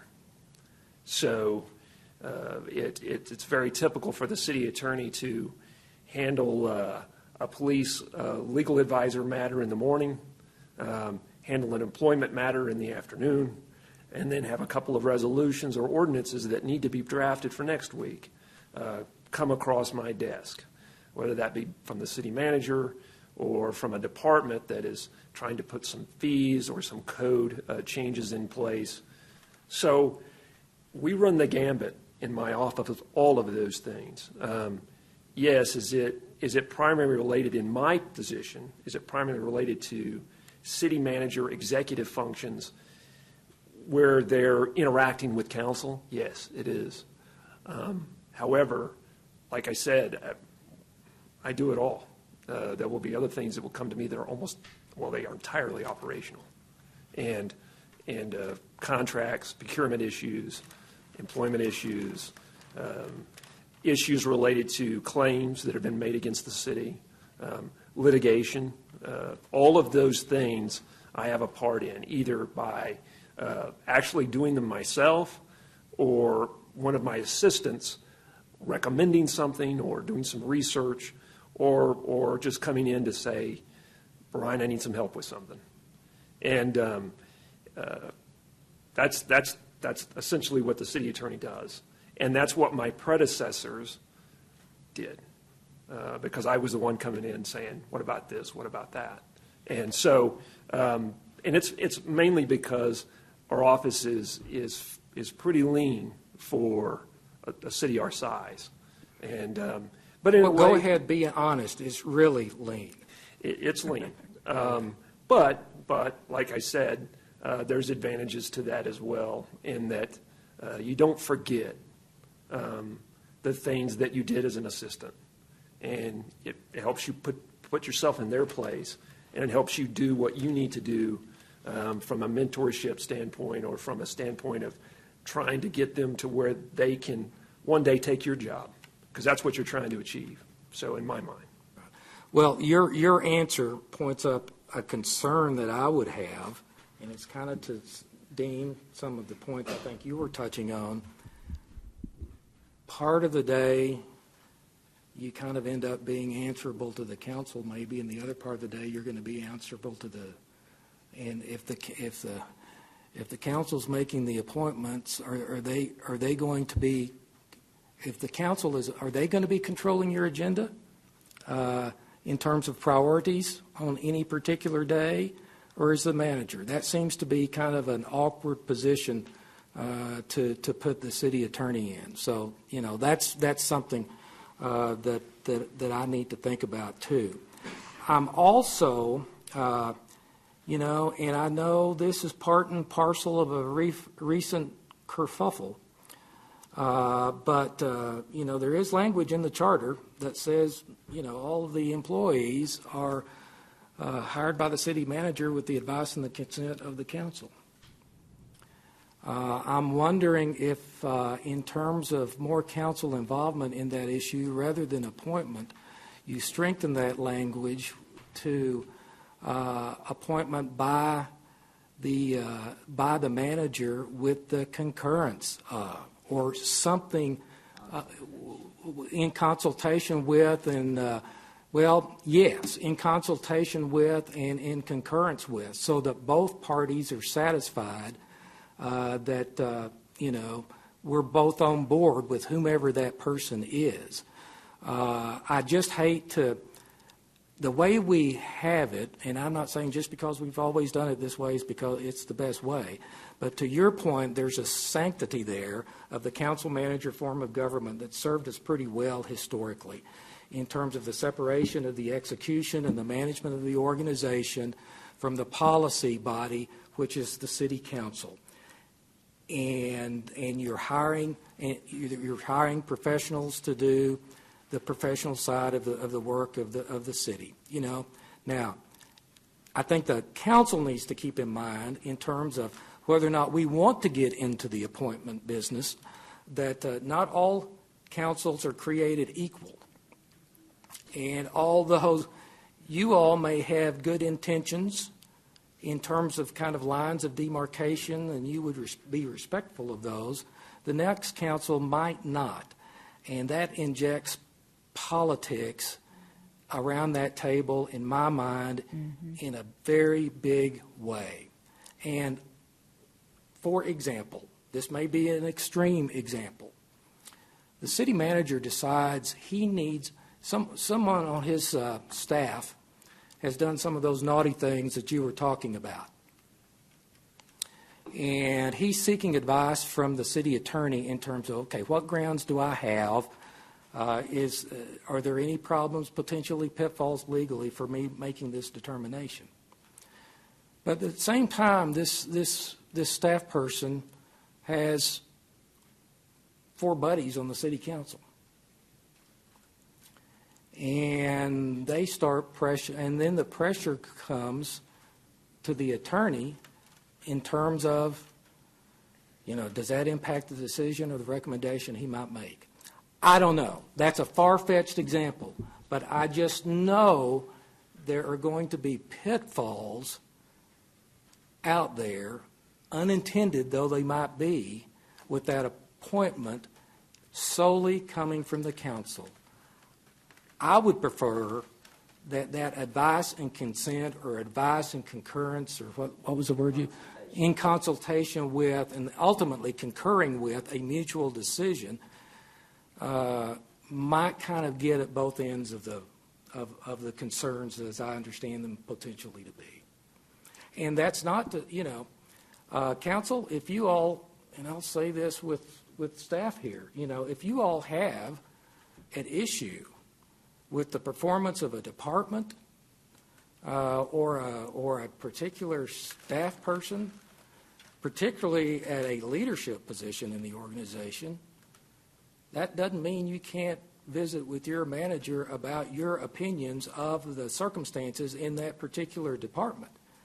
And you should expect him to, or her, to deal with that accordingly if it is ultimately determined to be necessary. So those are my comments, Madam Chair. The council cannot go to the city manager and say, fire Brian. That's right. Can't do it. No. Can't do it. So let's don't get into this, go to the city manager and say, we got a problem. Well, discuss around the table of the council meeting that we have an operational problem within the department in the city. Fine. That can be discussed. And I think that's probably your city manager is going to take hints, and a good one is going to be receptive to concerns and get to the bottom of concerns, in my opinion. And if the city manager says, you guys are full of it, I think he's then you deal with the exactly. You deal with the city. We know how to do that, don't we? Exactly. You deal with the manager. But again, my hope is that we can maybe deal with this off the top at the establishment of that relationship, where it's a jointly agreed to decision, because that attorney's going to be working for both. I mean, that's what I think they should be doing anyway, in my opinion. I mean, there's lots of times where I might be working for someone, but I have another boss above that person. So you're kind of not getting away with it, but I feel like actually the way it is, it kind of affects it might affect the advice that the city attorney's giving to the council because they're under the city manager. But I think at the end of the day, a good city attorney would know how to do that, where they can answer to the city council and also, be someone of good character and give also legal advice to the city manager as well. I mean, in all jobs, you have to learn how to work with others, in my opinion. And I see where it would be harder to do your job as a city attorney working under a city manager, especially like the one we might have had in the past. Well, reality being reality, I know there are times when the city attorney has to give advice to the council that the council doesn't want to hear. And what kind of a precarious position does that put the attorney in in terms of actually doing what his training and experience might suggest is in the best interest of his ultimate clients, and those are the citizens of Have you ever met an attorney who was intimidated after he gave his best advice? I haven't. Even if it means his job. You know, he's going to go by what he can defend in court and what it is that he's going to advise. If they do something different and they go down with the ship, so be it. Now, I feel like the council should appoint the city attorney because I see it as a check and balance. If the city attorney has a dotted line function to the city manager and a direct line to the city council, he's going to work in conjunction, hand in hand, equally.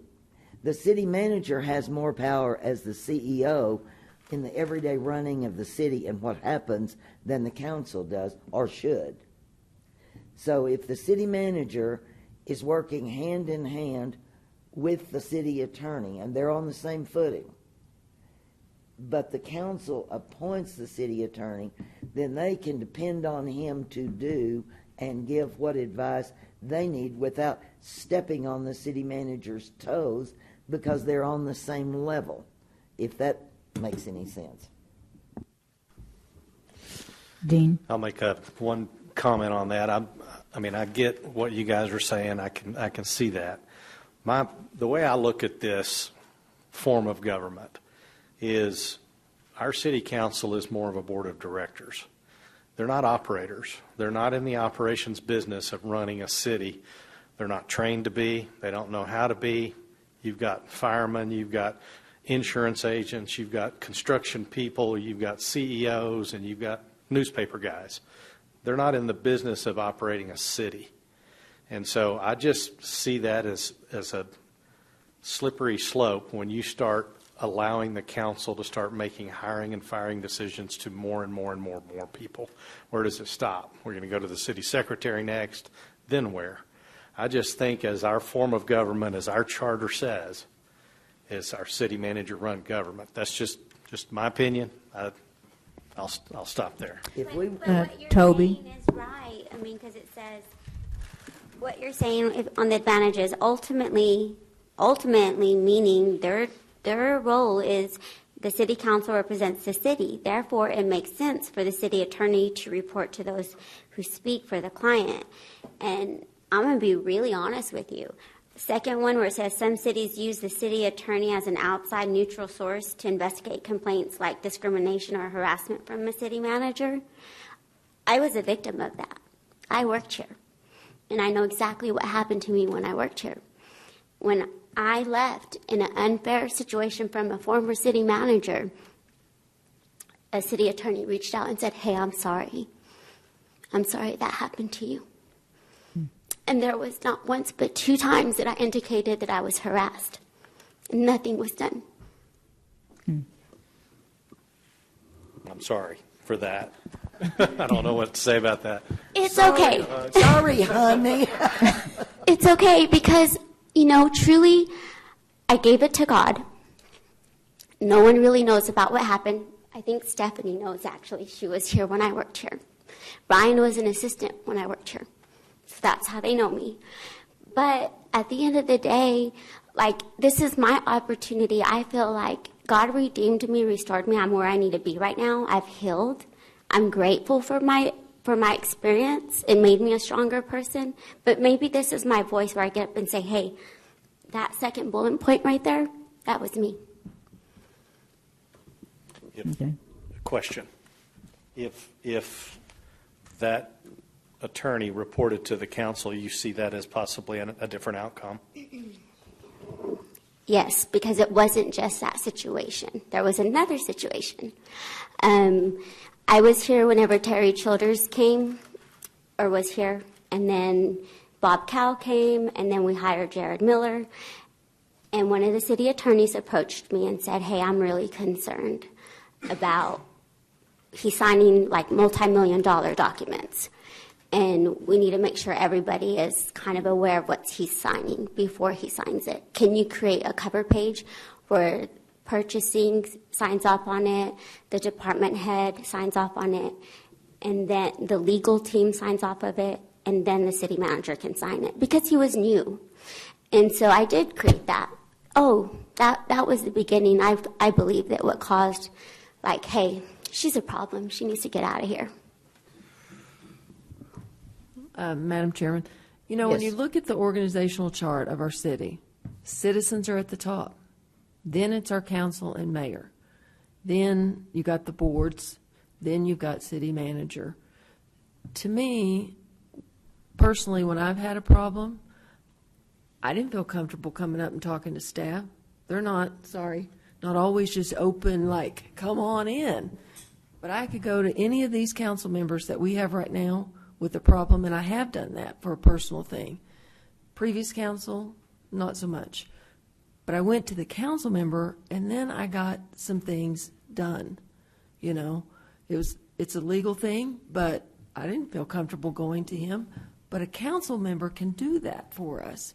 That's why we vote these guys in. And so if they're appointing a city manager and a municipal judge, to me, there's no big deal to do the city attorney. Because, and I know I've listened to Brian at the Governance and Ends when y'all worked on that, and he stated he works for the whole organization. So to me, as a city attorney, and Brian, you can speak for yourself, I don't think as a city attorney they would have a problem with the council hiring and firing them, because he works or she works for the whole entire organization. The citizens, the council, city manager, staff, you know, that's just another one of my opinions. Okay, Toby? Yeah, this is Toby. I'm going to give you guys some personal observations. In full disclosure, I've been represented by the city attorney, and I think a lot of employees and departments, almost every department has had representation from the city attorney within the city, but I've got to watch them work over the years, and there are advantages and disadvantages to both. To me, I see it a little bit like Dean sees it, only because it makes sense in my mind. If I was to relate this to private business, there's a board of directors. They appoint a CEO, and the CEO has employees, whether that's department heads or whatever it is. So the city works like that, and I think this council has even stated that in the past. They want it to run like a business. So again, if the attorney or any department head within the city is not doing their job, it is the city manager's job, because they are his or her direct reports. I've seen what some of us, me or some of you guys, would consider bad decisions by a council that was short-lived and by a city manager that was short-lived. So depending on which piece of history you want to look back on, it's happened both ways. So either way could be detrimental depending on who they're directly reporting to. I guess the main disadvantage I would see for them working directly for the city council would be the possibility of a manager and a attorney both being let go at the same time, which takes a lot of expertise out of the organization, so that there's not a lot of continuity, and you lose a lot of organizational information at that one time, whereas the form we have now, just like any business, those people are in place for a new city manager to come in and decide, do I want this person in this department to work here? So that's the way I see business run. I'm sure there's lots of different forms of it. I'm not a business person, but I don't think either one has the potential to be safer than the other, and that's my opinion. Can I share something just from a council perspective, and maybe this will,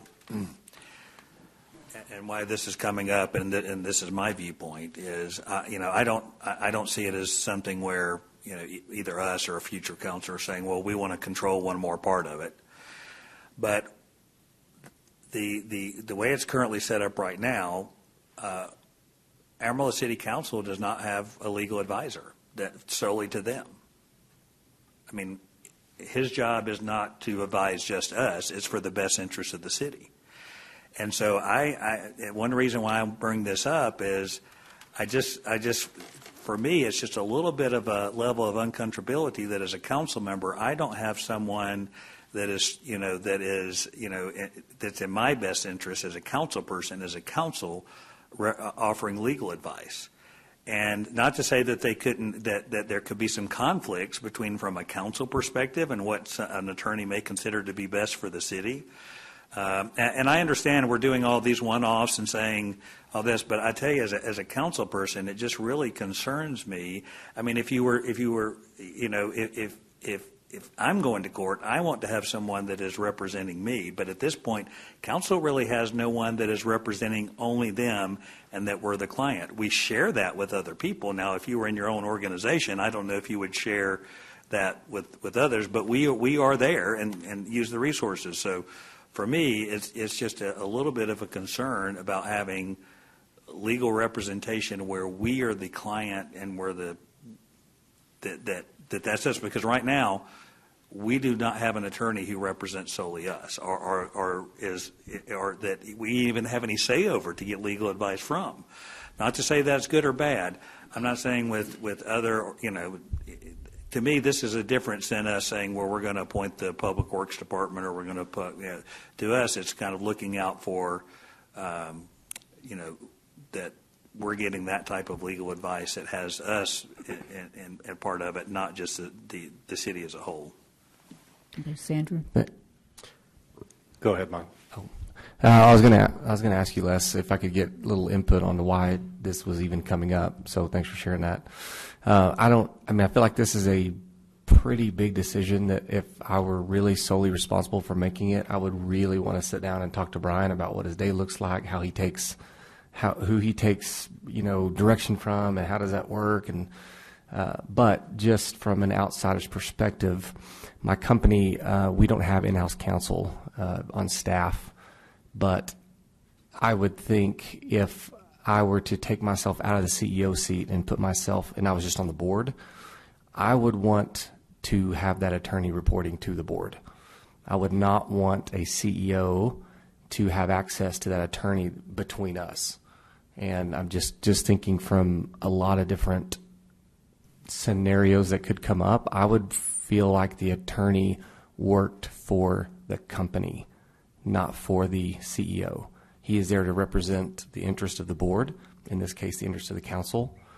And so that's my limited view. I just feel like there's so many details into how Brian decides what he works on for that day or all that. But just from my experience in running an organization, if I were solely sitting on a board seat, I would want the attorney I would want the in-house counsel reporting to me, not to the CEO through the CEO to the board. Just my opinion. May I? Go ahead. Are you ready? Are you ready? I understand what you're saying. I've been in multiple companies that have in-house counsel. I've never seen one report to the board. They always report to the organization, and if the council or if the board needs assistance, they get it from the in-house counsel. The in-house counsel is there, just like Brian is, to represent the entire organization, including the council. Now, to Les's point, which I kind of understand, if there's a need for representation that's outside of what Brian's role is, which is to represent you guys and the city, not just the city manager. I know he reports to the city manager, but throwing out an idea, is it possible, is instead of changing the entire organization and operational structure, is it possible, I'm going to throw this out here and Floyd's going to kill me, to allow a budget item, call it $100,000 a year, that the council can have outside representation from an attorney that's total third party? They just did that. $95,000. I know. Sorry. Well, I'm just. It was a great idea. I think we're shooting a fly with a shotgun. Is what I'm saying. But depending on the It just topic, doesn't make sense to me. Yeah, depending on the topic, they will need outside counsel because they need that particular area of expertise, which our inside counsel is not going to have most of the time. May not have. Yeah, may not have most of the time. So I mean that very respectful. You can't be a jack of all trades. Well, there's a difference in a compliance guy and a litigator. Right. You know, you want a red-eyed bulldog who's about half nuts as a litigator. Or more of a, I guess the way I would see it, more of a trial lawyer for that particular topic or situation. That's the litigator. Okay. Well, yeah, and I know there are instances where you have to seek outside counsel. I mean, there might be some, getting sued by a citizen for the city. Trust me, I know. I mean, that's the first one that comes to my mind. And how many times did you get sued? But I guess I'll ask Les and Tom, is that, would that solve the problem? I'm not saying that that's what needs to happen, but that's not really for this committee to decide if that's the case. I just think, I guess, again, from my perspective is, and again, I noticed that 7 other communities are doing the same thing, so I don't know what their reasoning of it is, but it seems to be a pretty good idea, in other places. But, I mean, you're just running a slippery slope. I mean, I can understand one thing if it is, so, I mean, it's not like I'm dealing directly with the trash or water department. I mean, and I'm here. But when it comes to legal advice, and I begin to question the legal advice that I'm getting, how do I approach that? I mean, because I cannot, as you say, currently, or the council cannot say, well, the truth is they can go to the city manager. And they can say, hey, and then, the city manager's got a choice. You don't want it to come to that.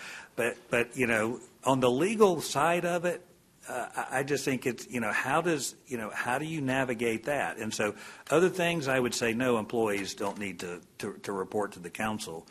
But on the legal side, as a council member,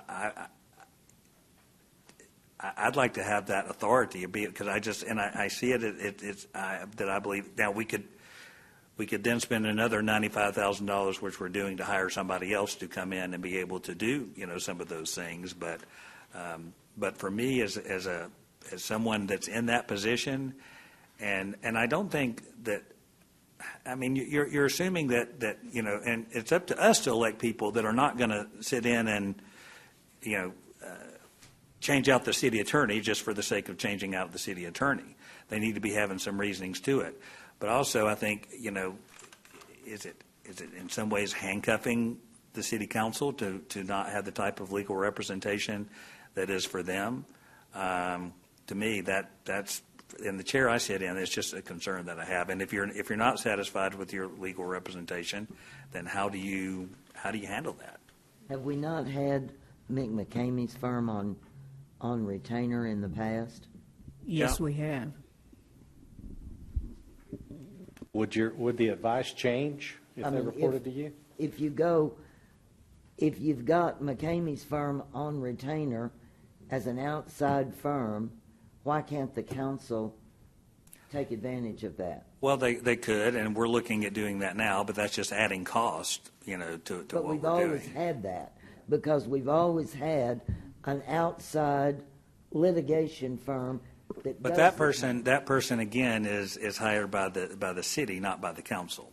In other words, I do not have legal advice where it's, and I know that we're digging into weeds here, but I'm not getting, his legal advice to me has to be best what's for the city of the whole. Maybe it's not the council. Maybe we need a different perspective. Maybe we need different legal advice on something. Maybe there's a different interpretation of that. So, but for me, it's being able to have that, and still, it's taking that level of representation, legal representation, one step closer to the voters, and helping them make sure that the city's been represented correctly by having them selected by us. Well, it sounds like your concern is more for the council as opposed, well, not for the council, for what decision the council is going to make on some question.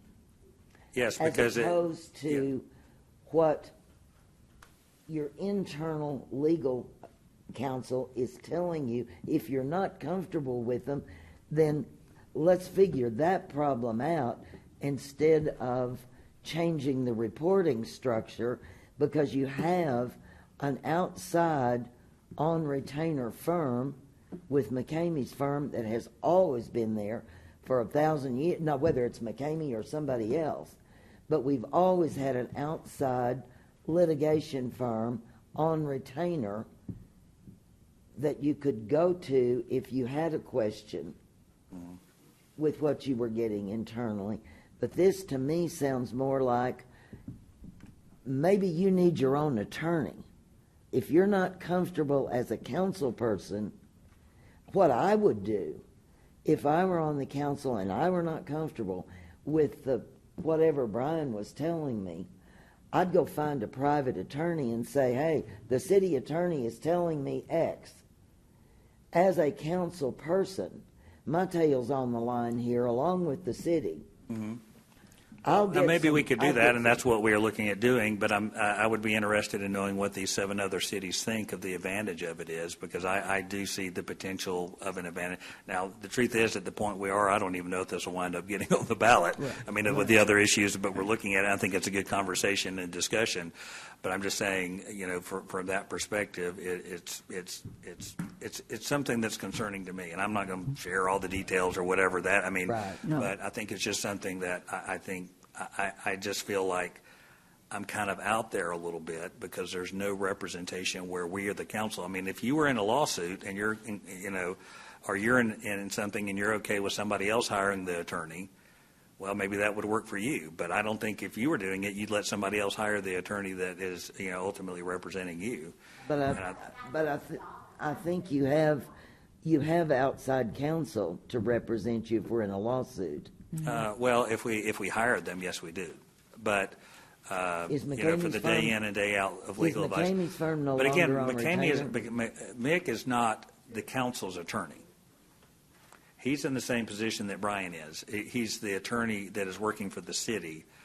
Not that we don't have any that we don't have any of that. Now, maybe again, that's what we're looking at is being able to hire our own legal counsel for certain things. Hey, Dennis. Why do you feel like that the council needs a separate attorney? I think we need legal advice that's strictly towards the council. Don't the state laws so if you were to get sued, Brian couldn't represent him. If something were to happen, the council members have to have their own representation. Am I right? That's right. So, and what you're saying is, well, if you don't feel comfortable, reach out to Mick, or if you don't feel comfortable, get your own. But that's really it's almost like you're rewarding someone's position that doesn't really have to do their job. That's their job, is to kind of help guide and direct the council on legal issues and such. And if he's feeling uncomfortable doing his job, then that defeats the purpose of Brian's job. And I don't think a council member should have to go and pay out of their own pocket of that $10 a meeting that they get for an attorney. That ain't good luck. Go ahead, Dennis. I just think for me, it's just kind of and not that I have all these specific examples, but just as I sit here and make decisions and try to think through that, and I don't have that I'm not the client, and that whoever's giving me legal advice is my client, is I'm their client. It kind of gives me a little bit of pause and kind of navigating through this. If I could, and I'll confess, I've been a council appointee, so I know what that's like. But I think the key here is that the city council is the city, and the city is the client, not an individual council member.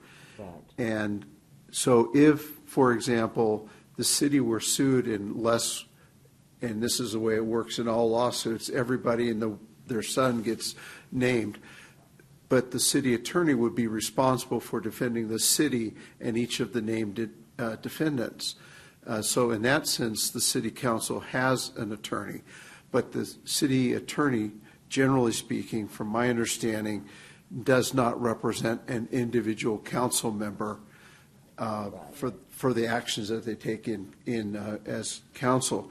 So I think one of the reasons that a lot of cities have the council with the appointing authority of the city attorney is to reemphasize that the city is the client, and that it's not the city manager's not the client, city council's not the client, it's the city that's the client. And as an employee of a city, I was defended or have been defended numerous times in lawsuits, just as Toby was mentioning. And that comes with the territory, because when you're conducting your official business, you are probably going to get sued at one point or another, whether it's justified or not. So I think to Les's point, what do the other cities see? The other cities see that it clarifies the relationship between the city council, the city manager, and the city attorney. And I think all of the other cities that are listed in this comparable city, all of them are council manager form of government. And so this does not, by having the city attorney appointed by the council, doesn't undermine the council manager form of government. It's a co-equal. In my case, I was one of 5 council appointees. So legally, I was on the same standard as the city attorney, the city manager, city auditor, because we're all council appointees. And I think that's what this does. If you were to go down this path, is you say the city council has the appointing authority, and that reinforces the fact that the city is the client. And I think one of the points that we tried to raise in the advantages or disadvantages is that sometimes there can be a conflict between direction from a city manager and direction from the council. And so what you're trying to do is to clarify who is the client, and the client is the city. And so I've seen it both ways, but I think from my vantage point, in my experience, having the city attorney appointed by the council is not a big departure from the council manager form of government.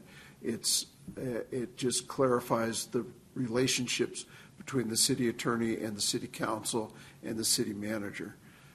And so I think that's, and I don't know the motivation of why the question was asked, but I think it's fairly normal in many cities for the city attorney to be appointed by the council. And I'm not advocating any which way. I'm just saying there's rationale for it, and there's good legal reasoning for it, and there's good governance reasons to have that. And I'm not advocating for it either. It's just, Dean kind of asked this just from my perspective, and sitting in that seat, it just caused me, as a council member, it just causes me a little bit of concern. And we may not want to change it. It may not need to be changed, and we can kind of figure out.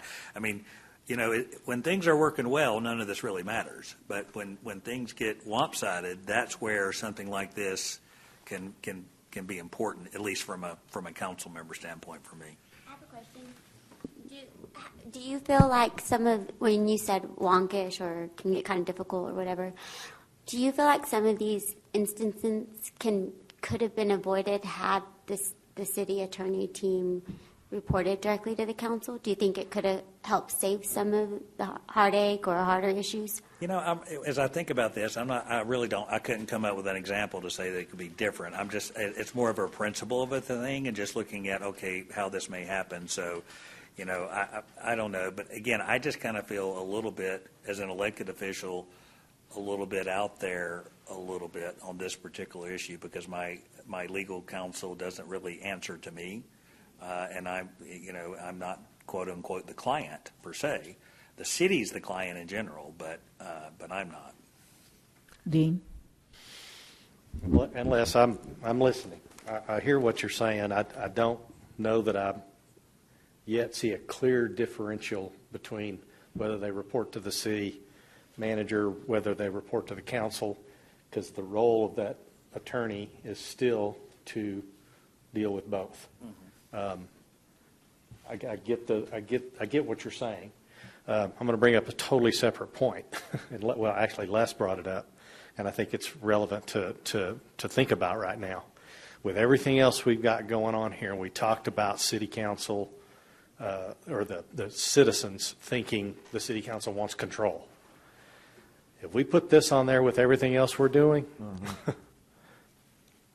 just look at it. Bye-bye. Now you're gonna jeopardize everything we're doing, because it is a lot of, I mean, seemingly, I know it's not, Les, I'm not trying to make it sound like that, but when you start talking about the, more council members, longer terms, the geographic residence is here nor there, but then you add, I want control of the attorney. We want to own the city attorney.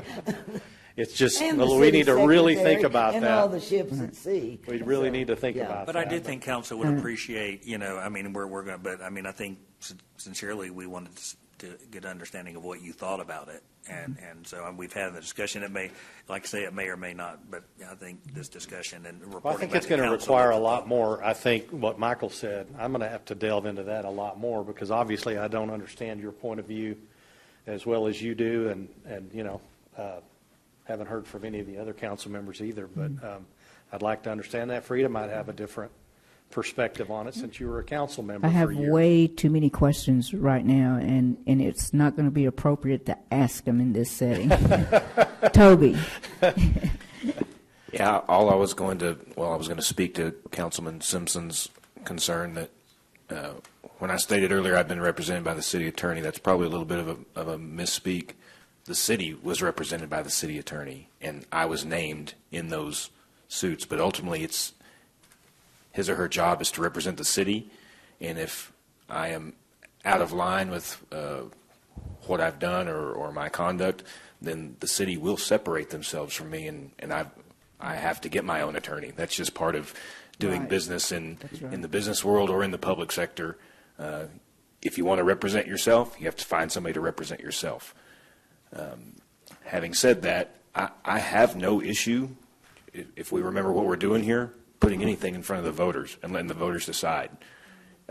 That's really all we're doing, is having a discussion amongst a small group of people and making recommendation to the council to put some things on the ballot. What we do need to remember is just what Dean brought up. The more stuff we put on the ballot, the more voter fatigue we encounter, and the more probably resistance we get. So what are our priorities? 1, 2, 3, 4. How much do we want to put to the voters? And let them decide. So that's my 2 cents on the whole issue. Okay. And Dennis, I'm going to get back to you in just a moment. Sandra, go ahead. Did you want to speak? Oh, a question for Les. If the city council hired the city attorney, would you be open to a contract with the city attorney like exists with the city manager? Yeah, to your point, and maybe you brought that up earlier, I mean, I think just with the city manager, it's a more volatile position. Right. So I think you need to do it under contract. And, to be honest with you, with our current contract with the city manager, it does have a buyout clause. Right. And, I think those when you have that type of thing, I think that's something that would need to be part of it too, because, they work at one thing Grayson, told us when he was interviewing is that was very much of a concern to me, because he said, you're asking me to make some very tough decisions. Right. And I'm not going to, some of those decisions may not keep everybody happy, and I just moved my family here, and, I don't want to be, but if you want somebody to do the right thing, you've got to make sure that they have that financial security in a job like this as a city manager, and I would say the same would be true for a city attorney. Okay. Now, does anyone else have some comments down here? Everybody okay? Okay. The reason why I say that, we're about 15 after 8, so I want to see where we are right now. I was just going to ask if it'd be appropriate to take a straw poll to see where people are on this issue. Sure. So let me ask, by a show of hands, who would be interested in pursuing city council appointment of the city attorney? 1, 2, 3. city council appointing the city attorney. So I see 4, 3, yeah, 4. Okay.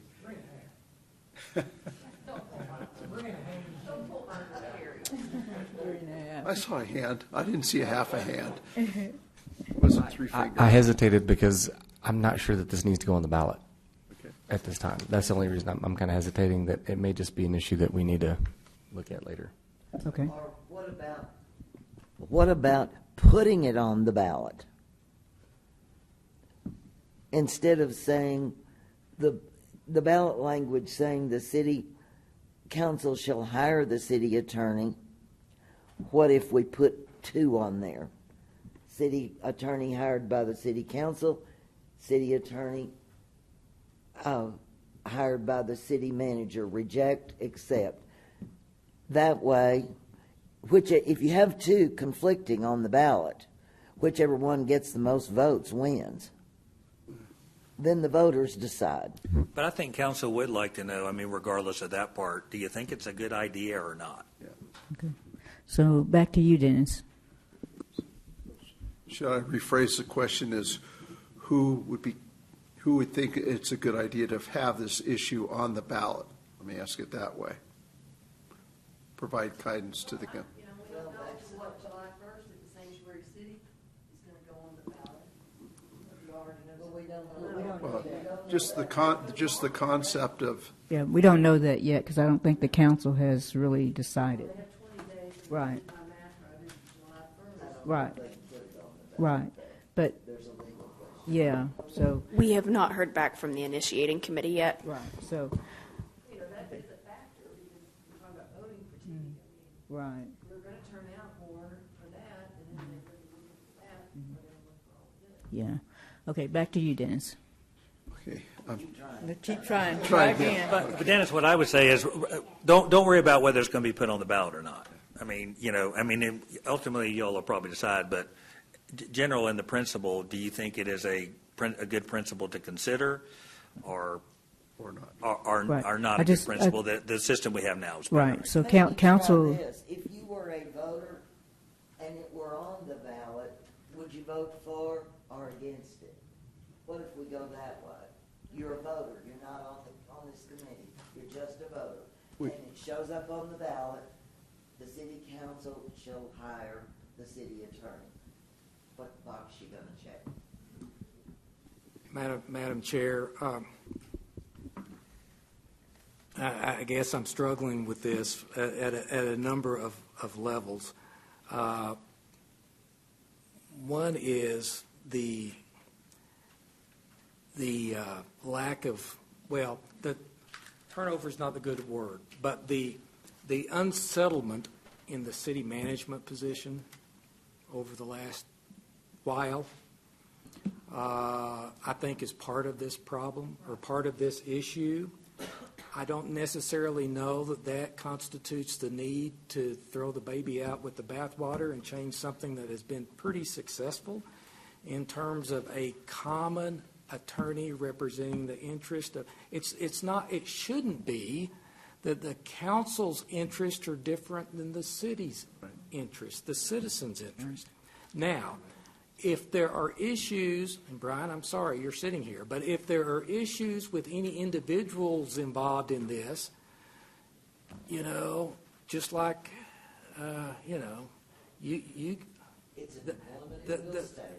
exactly, and the city manager is going to pick up on dissatisfaction out there.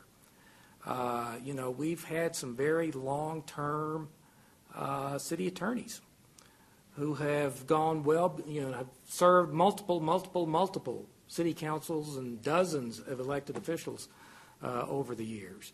So, I just don't know if that's, in the priority of things, I don't know if that's the problem that needs to be addressed at this point in time. Or if getting back to a stability on the staff in the city management position might cause some of these issues to fade away. So that's my 2 cents worth. Okay. I would tell you it probably would not for me. Okay. Again, I think just going back to See, and Les even appointed me to this, and we're not necessarily. Okay, so Dennis, let's try this again. Okay, so how many people would be in favor of advancing or making a recommendation to the council to consider council appointment of the city attorney? Looking at it from a governance issue. 1, 2, so we're down to 2. And how many would not want to raise this issue with the council at this time, not refer a recommendation on this, the city attorney appointment to the council? 2, 3, 4, 5, 6, 7, 8. Okay. So the consensus of the committee is to not move forward with a recommendation regarding the city council appointing the attorney. And that doesn't mean the council can't. That's right, their own because volition, the do council exactly can still. what it is they think is best. So. That's right, they can still take the topic out. In the infamous words of one of our council members, do nothing. Sorry, Les. Just as a comment, I think the report that we present to the council, which we hope you'll approve next week, or we're drafting, is all these issues will be laid out for the council so they can do with it as they like. So we're not going to not put this issue in the report because it was discussed and there was a position by the committee. But as you said, the council's free to do what they decide to do. Mm-hmm. Yeah, and looking at it from a voter standpoint, I just think that we, it seems like our top priorities are really expanding the council in the staggered terms, and I'm just concerned about the voter. Now, me, I'm a different type of voter, along with several others. I'm going to do my homework, and I'm going to do my research, and I'm going to get the understanding of what it means for the council to appoint the city manager, the city attorney, and the council to hire a city manager, or vice versa, city manager hiring city attorney is what I'm trying to say. Mixing my words up. But not all of our voters are going to do that. They're going to go and they're just going to see that topic, and they haven't done any homework, any research, and they may just take a chance. They may vote for or against. Who knows? But I guess you could say the same thing about every topic on there, probably. Having run at least 10 elections for city council and for Justice of the Peace when Diane Bosch served on the council, I will tell you, if you want to win an election in the city of Amarillo, you understand one concept. Our voters want a shortcut to information. Think of it. Shortcut to information. They don't want to do their homework. They want somebody to give them, in words of one syllable, why this should happen in about 3 lines that they can go, okay, that sounds good, I'm off to the polls. It's that shortcut to information. I agree.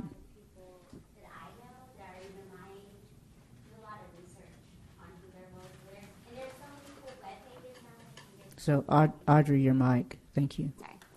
There's just there's more information out there than there was then on how to look up and what you're exactly voting for. I kind of feel like these voters really do actually do their homework. That's good to hear. I'll tell you one piece of advice that I got was actually from Forrest Price, and he got it when he first ran elected, is come up with 3 points. Never deviate from those 3 points at all. It's the thing that and I agree that there's some people that do the research, but what you have to do is you have to say the same 3 things over and over again to the point that you're tired of saying them, because in this busy world, you've got to, and if you do a bunch of mixed messages and you say different things, and so I think and even to this, what are our 3 points as to whatever we put on the ballot? What are the 3 points that we have to get across? And those are the same 3 points that had to be repeated over and over again till people are repeating them back to you. Okay. I would strongly suggest, as far as the order of things on the ballot, that the council consider the psychology and the strategy of most people that I'm hearing from don't have a problem with the council going to 7. They think that's a good thing. The more the merrier. When you get to extending the terms to 4 years staggered, right under that, the very next thing they see is recall. Because give me something, give me an out. And the psychology of the placement on the ballot is going to be critical. Or it would be even better to put it in between the 7 on the council and the extended terms. But then they'd be thinking, wait a minute, if we're going to do this, why are we having recall at this point? Right under that, though, it's got to be in those first 3 things or you lose it. Okay. If it gets buried underneath the annex this and change the wording on that, then it's gone. Yeah. Okay, Dennis? I'd like to move on to number 7, the issue of establishing in the charter a regular charter review schedule. This was on our parking lot, but we moved it last week back up to active discussion. And so there are a few cities, I think it's 2 as I recall, that do have something in their charter that specify, I believe it's 10 years is the one I recall, but it could be less than that. But the merits of putting something in the charter for a regular review cycle, what's the committee's pleasure on that? Yep, Madam Chair, that was I'm probably the one that was most vocal about that. I think it's good practice. I think there are reasons for that, but I also understand the length of the ballot issue, and you can only fight so many battles, and you can only educate on unless you're the state of Texas and you can put 50 constitutional amendments on the ballot. There are only so many things you can get done. So, although I think that's good governance, it kind of takes, if you will, the politics out of considering the charter on a routine basis and puts it more on the good government side of review and the public having a chance to review that on a routine basis. I think it's a good idea, but I also realize the realities of how many things can you put on the ballot. Okay. So hold that thought. So right now, won't everybody take like a 2 or 3 minute break? Because I see people getting up and moving around. Because I want everybody to be able to hear the conversation. So if we can do that really quickly and then come back, because we're approaching about 8:30 right now. Okay.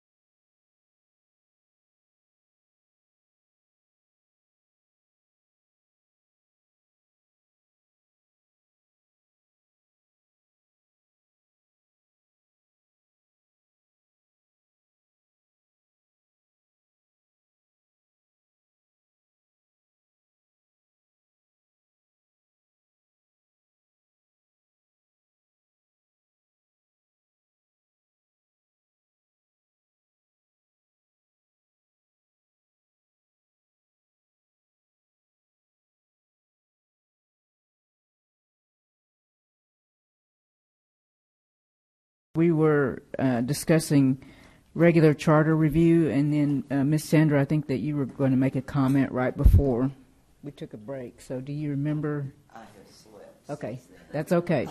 All right, so would anyone else like to comment? Oh, wait, I do too. Okay, go ahead. When do I get my one-word change in the charter? From advise and consent to advice and consultation. Number 9 on the agenda. Okay, as long as I'm still in there. I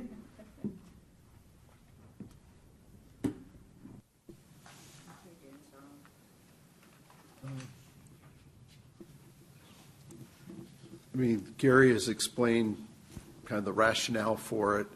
I'd be interested in comments from other people, whether, going back to I think part of the whole premise of the committee is good governance and what makes sense in the charter for good governance. And if there's consensus that this makes sense from a good governance standpoint, would you want to recommend this to the council for its consideration, and irregardless of other factors? In other words, don't concentrate on whether this is going to be the second issue, the fourth issue, the sixth issue on the ballot. Is there merit to the issue of having regular charter review cycle in the charter? What has been the previous cycle? I know there's not an establishment, but when was the last time we did this? 2020. And before that? 2012. 2013. So 7 years, 4 years. I think it's important. This is Gary Pittner. I think it's important to remember that the ledge messes with local governments much more often than they used to. I think it's fair to say that. So, I mean, those things are coming up more often in terms of statutory changes that are taking place in Austin that force us to change the way we're doing business and how our charter reads and functions. The reason I have served, well, long story short, when I retired, we moved away for 5 years to Granbury. And the city manager down there used to work for me, so he conned me into serving on the Charter Review Commission down there. Go figure. Mm-hmm. And I learned that it's in their charter, and I really liked it because it kind of takes it out of the political realm and puts it on just a good business, best practice. Every 6 years, they have a charter. The city council appoints a charter review commission. And if that body meets and decides there's nothing to change, everything's good, fine.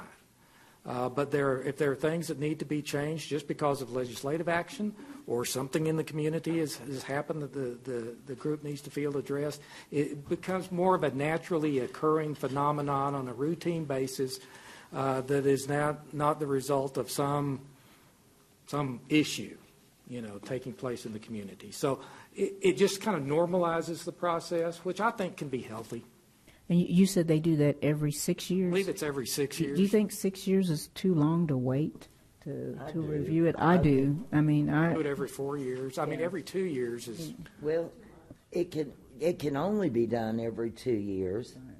So why not appoint at the end of 2 years and let the commission take some time to come up with, as well as updating, like Floyd said, they have a list of 125 things, and I'm going to tell you, the more I read through this happy little document, this is one of the most flawed documents I've ever seen in my life, bar none. And I've read a bunch. But the more you read through this thing, the more archaic parts of it are, the more conflicting parts of it are. And it would take a charter review committee the next 8 years to get enough of this passed to get this into the 21st century. So I think at the end of 2 years, the council ought to just appoint a committee and let them meet every 2 years. Now, understand, I don't want to be on it because the actuarial tables will knock me out very soon. So, but I do think, and with all the ledge changes you're talking about, because there are a bunch of them from last year, and then there are some. HB 2127 is on appeal, but it's still in effect.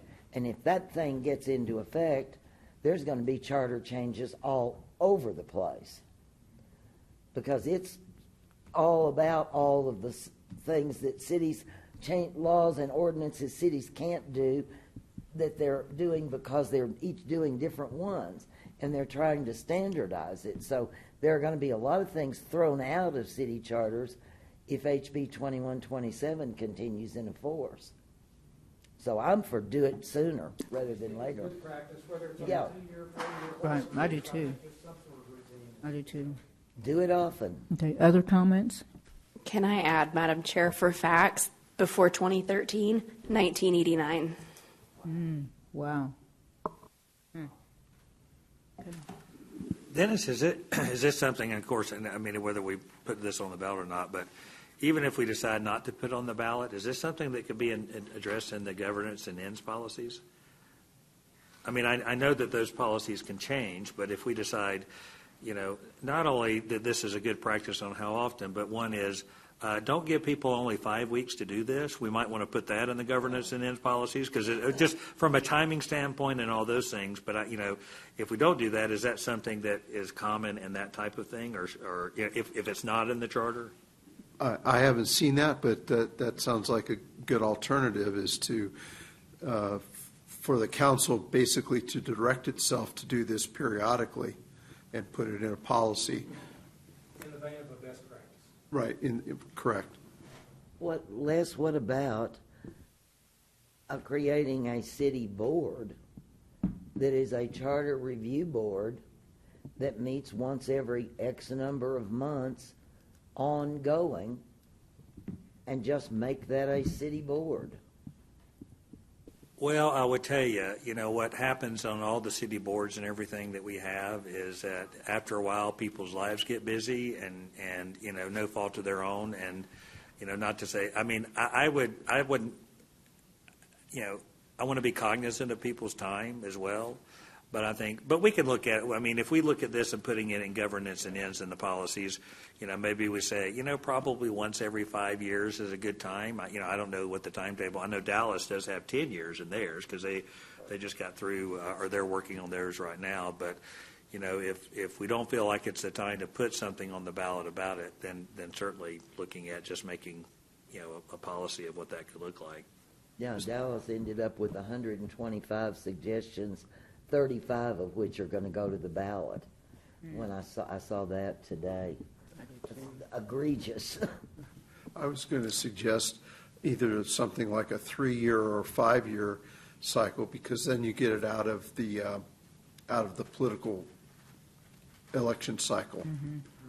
But that's just a thought. Yeah, and I would like that.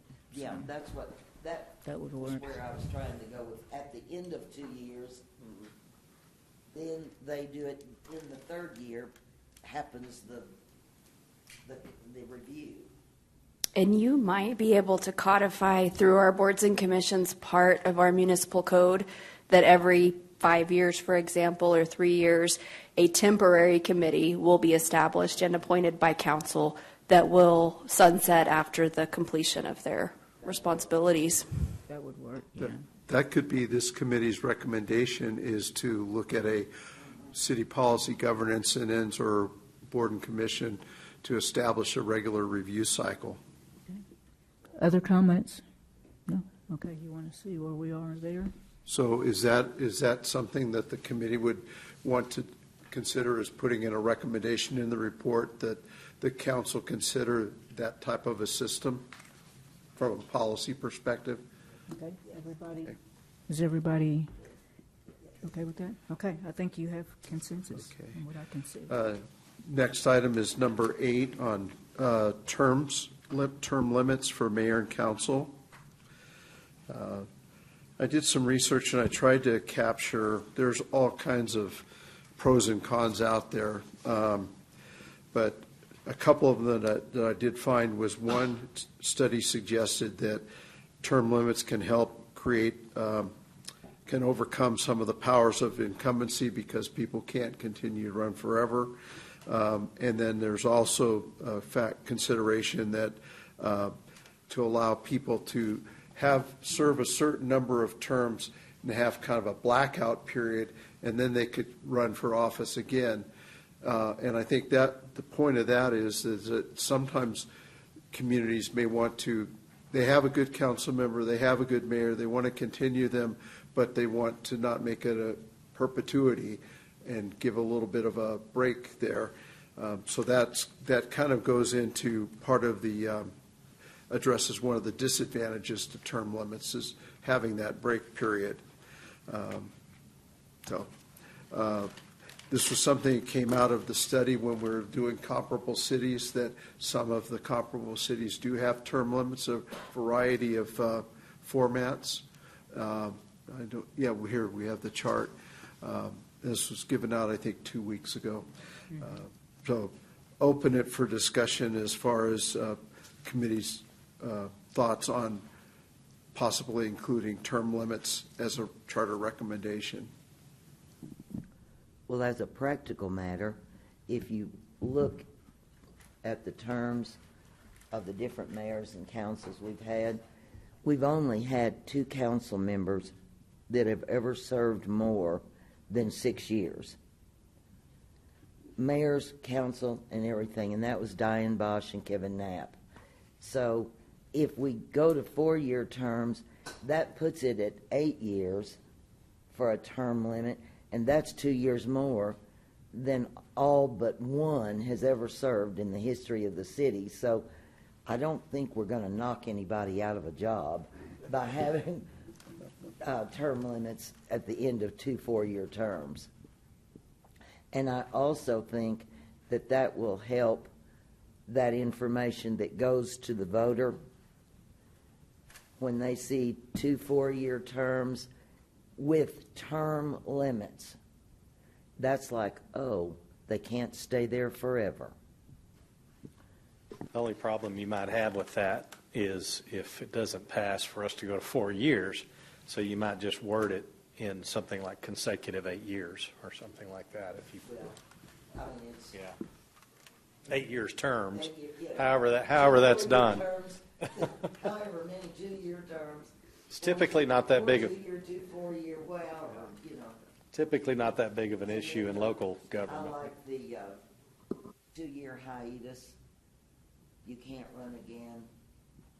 You stay out for 2 years, take a hiatus, then you can run again and start all over. Most of the city charters that do have term limits refer to it as 2 consecutive terms or 3 consecutive terms. I think one city says a maximum number of 9 years, but they have 3-year terms. So there's ways that you can massage that language to get to what you're talking about. Yeah, because if you're putting it on the same ballot and that doesn't pass, now it's only a 4-year. Oh, it's 2 4-year terms. So 2-year go back terms. to 2-year terms. We haven't had anybody that's lasted that long except Diane. That was it. Everybody's usually ready to quit. I think Robert Keyes may have been in for 10 years, but to your point, you're right about that in that, I think no one since 2005 has served more than 6 years. Right. And I think there's 2 things that are actually term limiting, even though they're not term limits. One is called $10 a meeting, and the other is called running for office. And those 2 things will kind of, say, you can. It is. I think that is one of the things as a volunteer job. You're getting people that volunteer to it, and after a while, they'll serve their time. But I think we're 20 years since anyone has served more than 3 terms. So they're not even serving 8. They're serving 6. Was 6. 6. Yeah. Okay. He and Kevin Knapp were the same. Diane served 14 years, and Kevin served 12, and Robert served 12. Jim Sims served 10. Yeah. Did Jim serve 10? I would make a suggestion to move towards ballot language that said eight consecutive years so that we can keep them separate just in case. And I'd probably be a little opposite on the voter fatigue theory here because this is a opportunity for voters to control, so to say, the council. So I think this would be a good measure to put on the ballot. Kind of like the recall, including that as a safety valve. Okay. You guys see a way, again, to accomplish what it is we're kind of expressing here. I think we're expressing that we like the idea of term limits. Term limits. We're struggling with how we transition to that from 2 to 4, and if 4 doesn't pass, you know, how you make all those things work. Well, here, let me give you something. Let me give you something to struggle with, then, Sandra.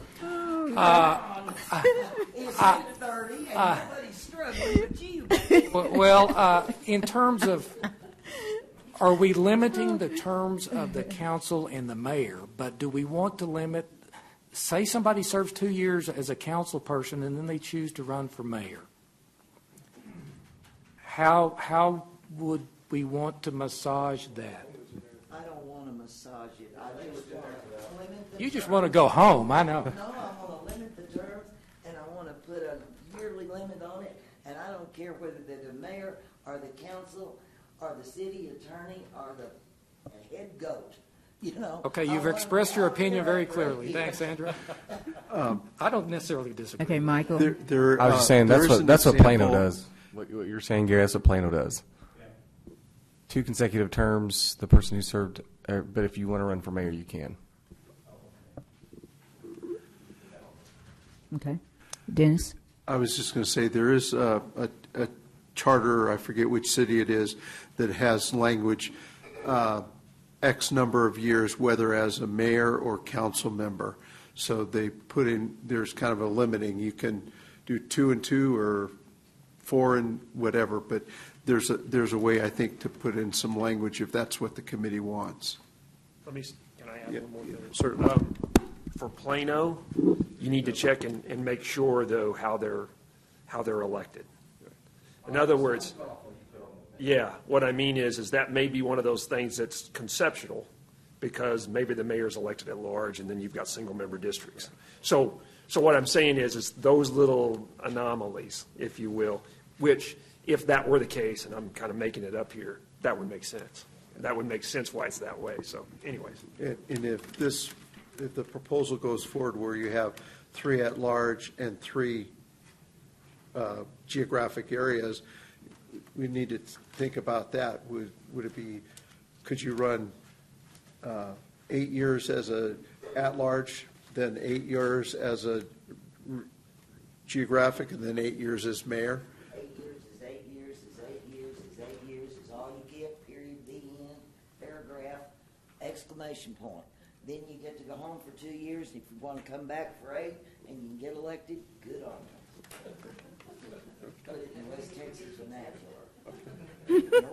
I think that's clear. Okay. Any other comments? Okay, Dennis, I All think. right. So we'll bring forward a recommendation on the term limits. Okay. All right, so number 9. Number 9, this is Sandra's issue. 9A. Let's just change it. Let's just change it. Rodney, I think I love you, I'm honey. sorry. It's 9B. I'm sorry. Madam Chair, you're a good negotiator. So it's almost 9 p.m. So what are you thinking? We're keeping on. So the How about I make a motion? Brian and I had this discussion offline, but there's some state law information in here, and I'm going to defer to Brian because I think he can explain it much better than I can.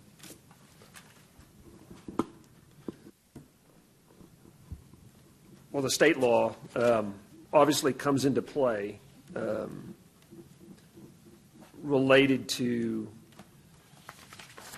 candidacy, because you actually have a situation in which state law has been interpreted with longer terms. Here, you don't have that. And so you've never really had to worry about that state law because it hasn't applied. If 4-year terms does apply, then all of those things will apply. And so as it relates to candidacy in of itself, that could be a resign to run kind of thing that you'll have to think about in the way you do things. And whereas now, you don't really have that issue because of a lot of things, some of which that are right here. But once again, it's another one of those provisions that our charter controls on multiple different provisions. Lead yourself to, okay, I understand why council can appoint. I understand why candidacy doesn't matter. Our charter says it doesn't. And we can do that with our charter. So this would be a change that would affect multiple sections that you would have to go back and think about in the way that they have been interpreted over the years in light of 4-year terms. So I think most of that's here, but I'll open it back up for discussion, specific questions if you have them. If I could just add to what Brian said, as I understand current state law, is that a city officer must resign if they're running for I believe it's county or state office. Is that right? Well, it doesn't come into play with us at this point. Yeah, but the state law is if the term is longer than two years. Then it would. Yes. Okay, So Stephanie? Just a quick reminder, please turn your microphones on when you speak. I had a citizen just text me. Thank you. One thing that we might want to look at, and this was a suggestion from Floyd, was that include some language about candidates must meet state law concerning resignation of an existing office to run for another office. So I think the point there to Floyd's suggestion was put something in that applies to state law so that if the law changes, we don't have to change the charter. And so that was, I think, the thought. And that's what you would do. We have provisions in there that say this, and this, and then state law controls the rest as amended. And you always want to say as amended. So it'll say the Constitution, state of Texas, and all the general laws as amended. And that's what it would say, because actually the Texas Constitution controls most of these items.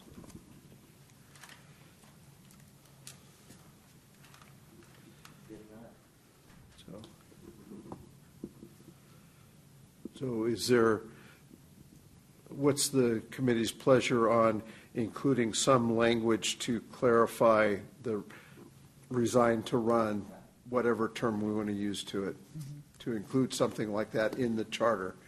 And I'm just going to ask the question, is that something that would be perceived as a benefit to the voters, because then they know people can't do round robin of running for different things all the time? And I also believe, if I'm right, Brian, doesn't state law speak to what indicates running? You can't wait till they file. It's when somebody gives indication or openly announces that they intend to seek. So they can't say that and then change their mind and say, oh, I didn't. Once you open your mouth and say you're going to do that, then I think state law speaks to that, does it not? The Attorney General has several opinions out there that indicate the filing of formal documents, which would make sense because you've committed yourself to a certain extent now. Maybe one comment's not enough. And so but the good thing about it is that you do have well-settled state law that controls it, and so you know what to do. That's the key to that. So we don't have to worry about any of that. It's covered. It is. So is there consensus to bring forward a recommendation to include some sort of a resignation to run type rule as we've discussed it for the proposal to the council? I think we have consensus. I'm not seeing any opposition or anybody wanting to speak. Okay. All right. Okay, next one is item B, and this was raised, is potentially changing something in the charter or the governance and ends policy, defining the mayor and council or city manager's authority to implement organizational change. And I believe that the current language in the powers of the city manager talk about advice and consent of the council. And there was a question about including stronger language. No, weaker language. Weaker, okay. Different language, sorry. Consent needs to come out of there because it conflicts with the governance and ends policy. It conflicts with the contract of the city manager. The council does not have to give consent. They can't. They're not supposed to. They're supposed to consult in our form of government with manager, council. Our council is supposed to keep their cotton picking hands off. Whatever he does, they can have conversation, they can consult, they can advise, they can meet, they can do all this, but they cannot say, don't do that. Because we have that in the governance and ends, but our charter conflicts with that because the charter says advise and consent, and that got to be a big issue.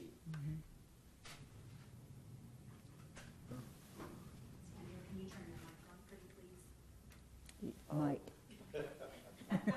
I'm not going to go through all that again. Okay. The governance and ends policy says one thing. The charter says another. We need to change the charter wording with one word. It needs to say advise and consult, not advise and consent, because the council does not have the authority under our form of government to tell the city manager he can't hire somebody, or he can't fire somebody, or he can't do any change in all of his employees. If we're going to have that form of government, we have to take consent out of the charter because it's a conflict.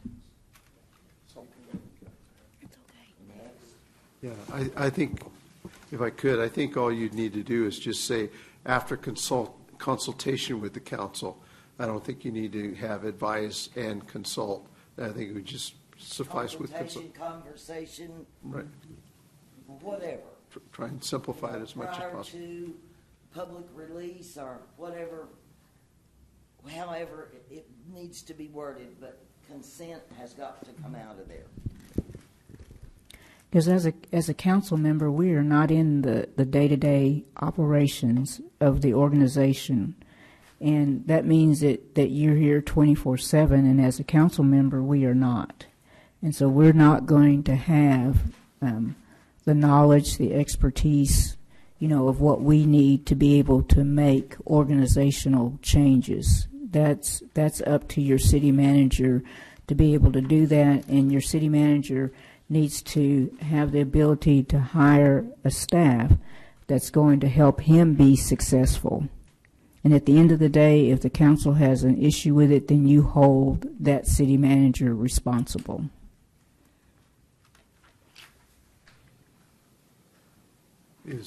So let me ask a straw poll. How many people are in favor of including recommendation to make that change in the charter? I am, as long as you put that prior to releasing it to the public. Because I think sometimes with that instance that Sanders talking about, council didn't know and it was released. Oh. So I think that's where the problem came in. And so I think you need to have some kind of verbiage in there that it's advise and consult prior to releasing to the public. I see what you're. Yeah. I see what you're saying. Yeah, that makes sense. So in other words, the public got the information first. Before the mayor and the council did. And then had the an council's opportunity to getting weigh phone in. calls, and they Right. didn't even know what was They going on. didn't know what was going on. So yeah, I can see that. How would you word that, Brian? I think you've captured it. We can say, we could even say before appointment. They shall consult. Or before finalizing. So if there's no appointment, I mean, it's not going to happen until after you've consulted. So we can do that, and I think that takes care of it. Because you're not going to announce something where you haven't appointed someone. That takes care of it. Do we need any kind of a prohibition clause in our charter like a lot of charters have? We have some prohibitions in there. Some of the charters have relations between the manager and the council or prohibitions of council.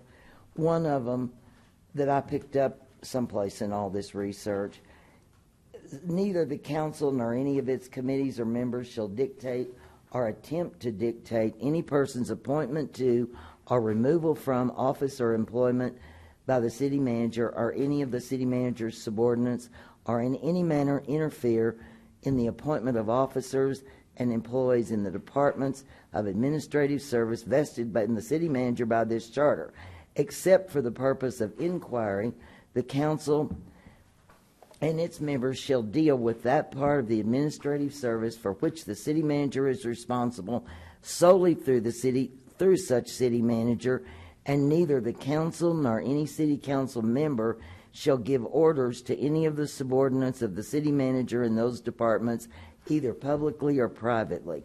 Do we need something like that? I think we might, just for any future council or any citizen that wants to look at our charter to see who has the authority to do what. If we're going to change that piece of it, could this just be included in there? It could. There are a variety of those yeah, kinds of there's- provisions in lots of charters Yeah. that we could bring to you. Obviously, it's your decision. So, but yes, you could include that if you wish. I wish. Madam Chair, and to Brian and Dennis, what we're talking about here in terms of the consulting language, are we talking about addressing, I'm looking at page 36 of the charter, the powers and the duties of the city manager. B, appoint all appointed officers or employees of the city with the advice and consent of the council. So that's what we're talking about in terms of tweaking language. Section 21. Do you really want the manager to consult with the council on the appointment of all 3,000 employees? Well, then we need to be a little bit more precise in maybe direct reports to the manager or something. Am I off base, guys, in not wanting to make this worse? Yeah, don't make it worse. Yeah. By making it more tedious. What I'm trying to get rid of is the word consent in there, the advice and consent of the council, because that's what caused the great kerfuffle that went on. Yeah, and so you're And suggesting the bloodletting of a city manager. you're suggesting the word Consult. Consulting. So he is responsible, the manager has to consult with No. the council on all employees? No. No. Well, then that needs to be clarified somehow. I have a suggestion. Maybe we reference something about the employees in the unclassified service. So that limits it to that like would cover it. department heads Okay. and things of that nature. Okay, fair enough. That would cover it. And then we wouldn't send HR into a swivet. And then back to Kim's point, before the public receives the information, somehow, some very, very simple wording on that. prior to No. release to the media. Not attorney language. I would just say prior to implementation. I think that's kind of what Brian suggested. So before he or she can do it, Yeah. he just has to talk to them. Right. That's it. Right. That's all. It's like I'm prior get- to the appointment. Yeah, I'm getting ready to do this, guys, and so get ready. You're going to get a call from Yeah. the newspaper or the TV station because this is what I'm getting ready to do. So with all those considerations, are we still in the mode of making a recommendation to the council in this regard? Change the charter in those areas? Yes. Get rid of my one word, consent. I want consent gone. I don't ask for consent. But we, All right. Sandra, we may have gotten rid of one word, but we probably added about 15. That's why we have a city attorney. Good luck, Brian. I want that one word gone. Okay. Whatever you need to do. All right, Dennis. Moving on. Yeah, and I apologize. On item 5, when we were talking about the geographic areas, I overlooked that we wanted to talk about the council redistricting principles. That was a handout that we were prepared for you. It's a single sheet. Let me go back to, oh, thank you. So what my thinking here was, because there probably is going to need to be something in the charter about creating a districting commission, but I thought it might be beneficial for the council and the community to see an idea of what some of the principles would be that would guide the setting of the geographic areas. And so I did some research on other cities. I know one city I looked at was Tyler, and I looked at others as well, and actually put on my creative wording hat a little bit. But so I came up with 7 criteria for your consideration. Basically, it says that it has to adhere to the law, but all the different factors in consideration. And it was important to note that bullet point number 3 talks about keeping cohesive neighborhoods together, avoid splitting neighborhoods, and keeping neighborhood associations in one council district. So trying to pay particular attention to neighborhood interests in setting the geographic areas.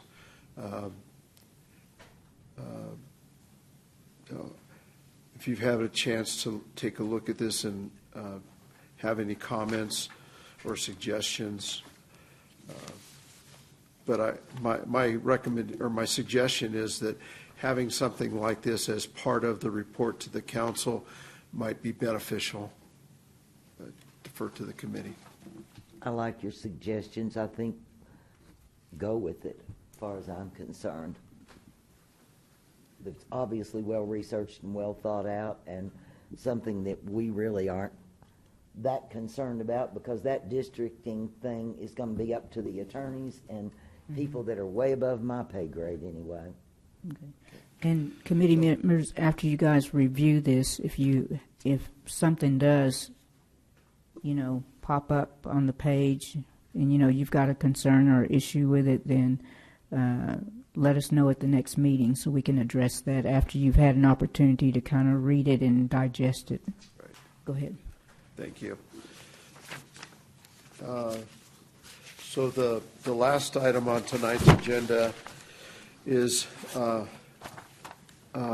it's a multiple-page document talking about potential charter revision measures.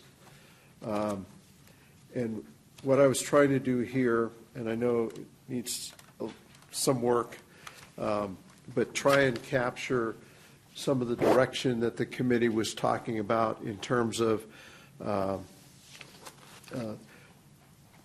establishing which seats would be at large and which seats would be geographic representation, when those elections would be held, so we could provide as much specific information to the community as far as how the transition to a 7-member council with 3 geographic representatives included. And so it basically adds to the charter that is currently in effect, but spells out some of the specifics and how to make that transition. And some of it affects the elections.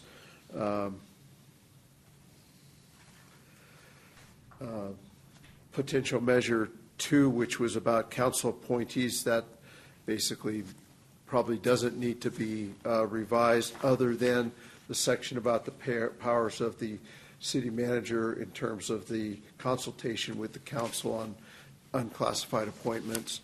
So I can generate another draft of this prior to next week's meeting for your consideration. But what the goal here is to give the council as much specific information about your recommendations, which can be used by the attorneys and others to draft the ballot language, but basically explains to the voters what is being changed and why. Okay. I like your analysis and the way it's obviously well thought out. I think it's easily readable if the attorneys and whoever's writing the ballot language will follow this, because it's specific. Place numbers 1, 3, 5, 2, 4, 6. That is what I'm talking about in the shortcut to information, because that's what the voter is going to look at. And then you don't even really have to read through all of the detail to make a voting decision on it. But I like the way you've written it out. I think it's good. Thank you, Dennis. Okay. So any other last comments that anyone would like to share tonight? Any thoughts? Any other concerns? And if you do have some thoughts or concerns, please let me know. Yeah. Prior to next week's meeting, we'll try to incorporate any changes before we bring it back to you next week. Well, I really, really appreciate everybody's dedication over the last few meetings that we've had, but especially this evening, because it's 9:15, and I mean you've worked way over your overtime pay, so. But I certainly appreciate the dedication and the input and the discussion, and again, everybody just respecting the opinions, the comments, and all of us working together. I think that we have accomplished a lot, and we have covered a lot of ground over the last few weeks, and so, yes, so I appreciate that so much. And with that, I will entertain a motion to adjourn. I move we adjourn. Second? All right. All those in favor? Aye. And I would just like to say it's really been a pleasure to work with this group. Grateful for the opportunity to work with you and take your suggestions, and frankly, the confidence that you've shown in me in doing some of this work for you. And so I look forward to a successful meeting next week. But on behalf of Baker Tilly and myself, I just want to say thank you. This has been an outstanding group, and I really appreciate the help of staff. Floyd and Stephanie and Brian have been exemplary, and I really appreciate the support and suggestions that they've made. I think we're coming up with a really good product. So thank you. Yes, thank you. And And when you have survived a KIT committee of 10 hard-headed West Texas panhandle people, and Mr. Dawson, I appreciate you hanging out with us until the end. Thank you. Thank you, sir. It's been a pleasure.